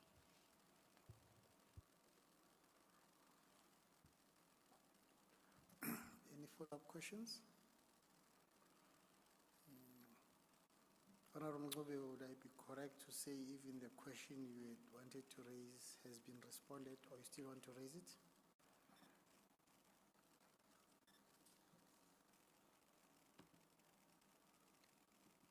We apologize to preempt Honorable Ngobe. Because it was really a question about filling of vacancies. And I heard was the HOD or UMEC when you said that first, NASISPANI process. Secondly, you said the last advertisement is going to be on the 3rd of December or something like that. Interview, yes. And you then assured us that all the positions will be filled. Am I correct? Maybe let's just get more clarity. Is that the understanding? Yes, Chair. Honorable Ngube, when she first asked the question, I think she included the three because she spoke about the under expenditure of 783 million. No, she didn't ask the question. It was asked by Honorable Kanyane. Oh. But when you responded, it was so comprehensive that you even responded to other questions we're going to be asking, which is not bad, which is a good thing. But you're clear. Yes, because in our thinking it includes everything that we have underspent on. So my yes, summary on the filling of vacancies is correct? Correct, yes. Okay. Let me ask another question then. We had asked this question, you gave us some information, but we wanted it up to the 30th of September. We just want an update. According to the information we have, I think you've got about 5 or so material irregularities. Are you able to briefly say, just inform the committee that on this one, which is about this is how far the process is? And do you think that by the 31st of March next year, you'd have closed it or concluded it? Just those summaries of all the material irregularities that you have. Thank you.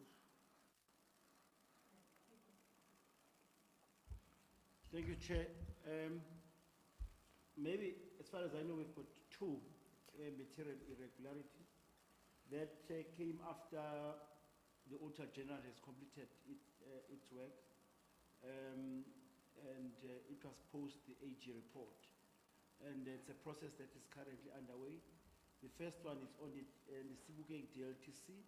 There's a project historical that was done by DID, and somehow the project could not be completed on time.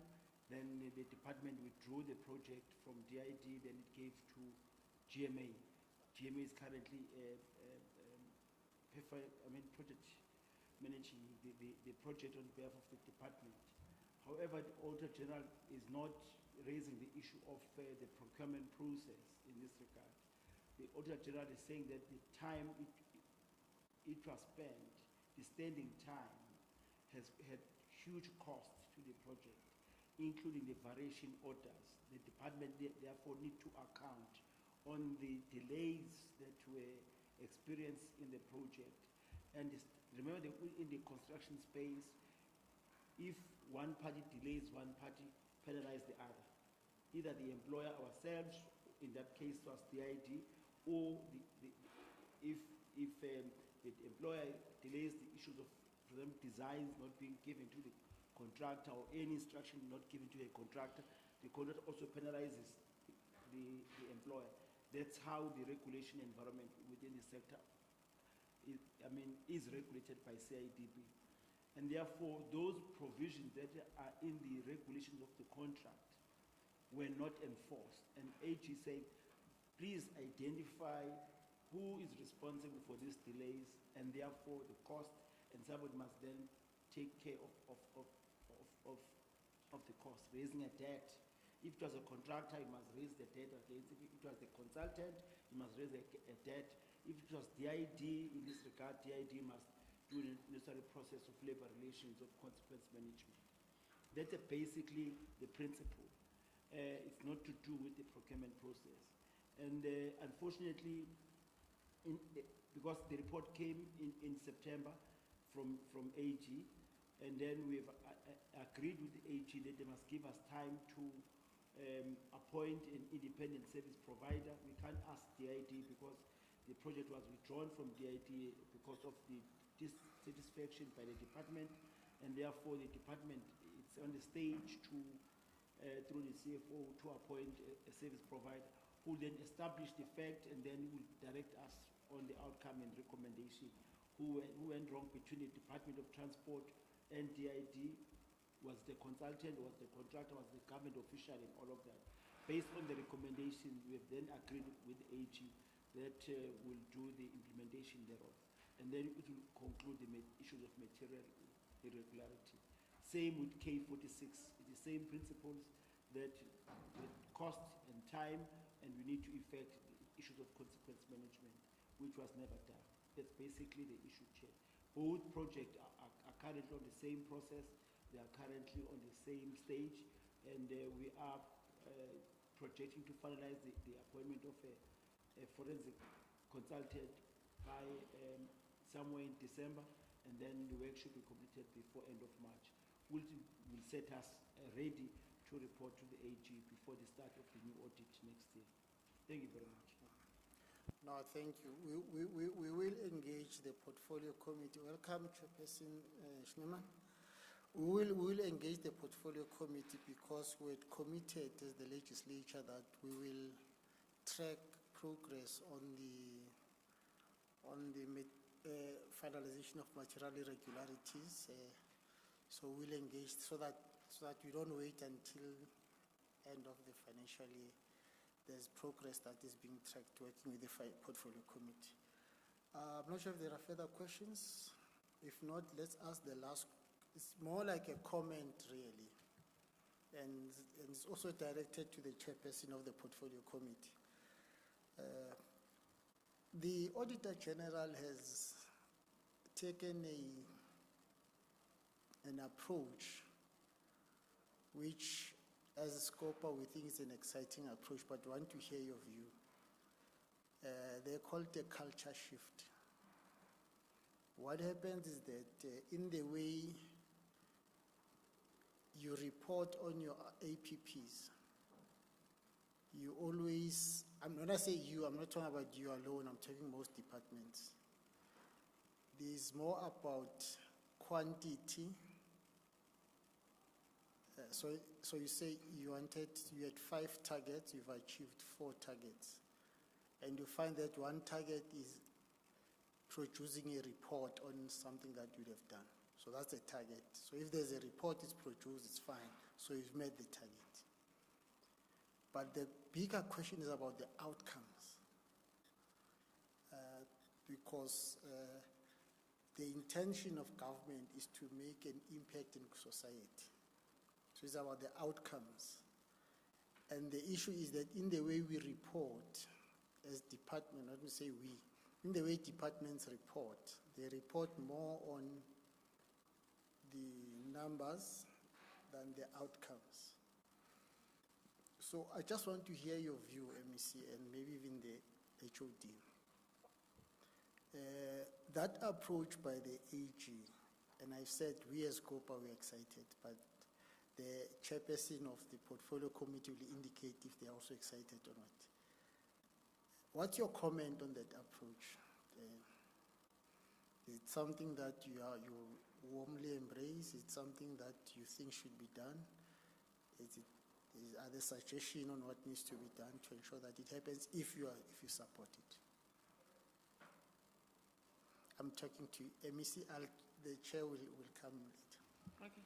Thanks, Chair. The culture shift approach of the AG is the best that I think, had we started with it in 1994, we wouldn't be where we are, would be far much in a better place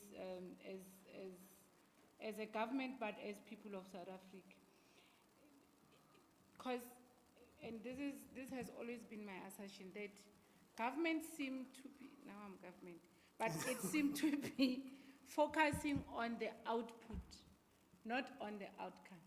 And if you look at the targets of all the departments, and I think this is an experience I gained when I was in the legislature, the targets are in such a way that you see the individuals who were developing these targets were only focusing on the output, not what then becomes. For instance, let me use human settlement. Their focus is to build a house. But they are not a housing department, they are human settlement. So they must make sure that when we say we are building a house and this is the budget we want, the outcome thereof is a happy citizen inside the house.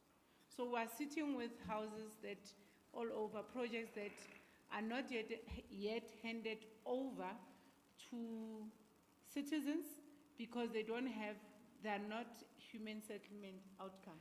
They don't have bulk infrastructure and other things that makes that a human settlement. So, and this will challenge us, those of us who are in government, as and when we set targets, we will be able to say, by the way, it must be outcome-based. So when we build a road, we must focus on not only achieving to build that road, but to hand it over.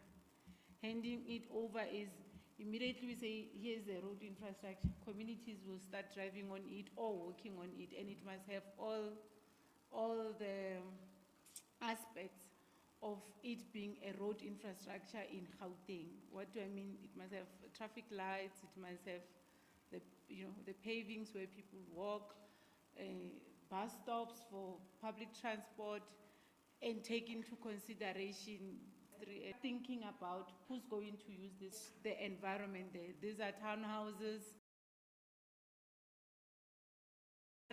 of the new entrants into the job market. They will be using a taxi. So how do we make sure that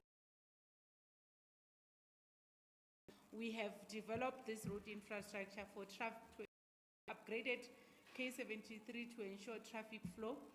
And once you don't take into consideration that there will be a taxi driving there, and a taxi can just stand or stop in the middle of the road and pavement.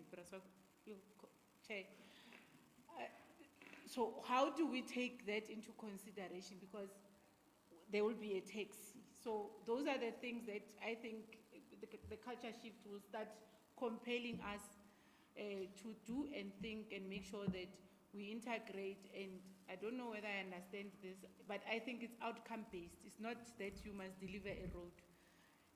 If you say it's an upgrade to ensure that there's traffic flow, so it must have all aspects of ensuring that there's traffic flow on that road, and you must take all these other things into consideration. I'm very excited about it. It will be quite difficult because of the political landscape has changed.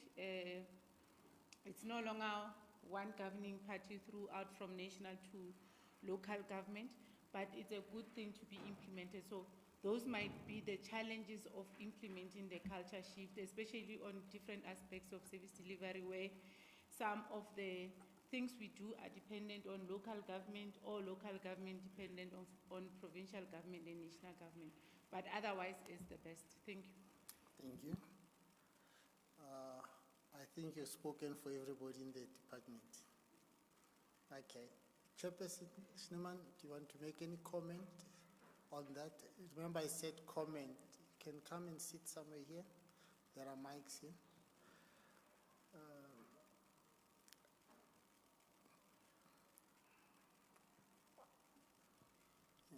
I hope, let me clarify this. You are not accounting to us. You are just making a comment. So I don't want to borrow, because then say, no, the chair of Roads and Transport was accounting to. No, we're working as partners. We're assisting each other. I want to understand what this process. Thank you. Well, good afternoon, and good afternoon to the MEC and the team. Apologies for arriving late. I did explain. Yes, you did. I explained to I them. started with petitions this morning on an oversight visit, so apologies for that. No, just to, I mean, the only comment that I would make is that I think the change in emphasis, or should I say a change in approach of the Office of the Auditor General is welcome, because I think the MEC's alluded to it already, but as a committee, for us, what's important is not just whether, let me use an example, there's a bridge that's going to be open soon, Hendrik Potgieter Road, which was washed away earlier this year, or late last year. So the issue is not just that this bridge is rebuilt, but it's the quality as well, and the durability, and is it going to last? And I think it's a welcome change, because what it does, it also shifts the committee's attention as well to ensuring that money that is spent is well spent, and is going to benefit, commuters and motorists for the time period in which it should do. So I think it's welcome. Thanks. Okay, thank you very much. With that, honorable members, I don't think there's more questions. We've come to the end of this session, and once again, first to the MEC and the senior officials, thank you for agreeing to bring forward our appointment. We really appreciate it. We know that you had other commitments, but you made sure that even if some of you arrived late, they were not late. It's us who disorganized your program. So thank you very much, Chairperson. Also, thank you very much to you for rushing back here. I did indicate to them that you had called me and said you're definitely on your way, you'll be here. So thank you very much. What we're going to do now, we're going to break for about 3 minutes to allow them to leave. Then we will come back just for a short meeting. It's an in-camera meeting, so it's internal. Thank you very much. Let's adjourn for 3 minutes.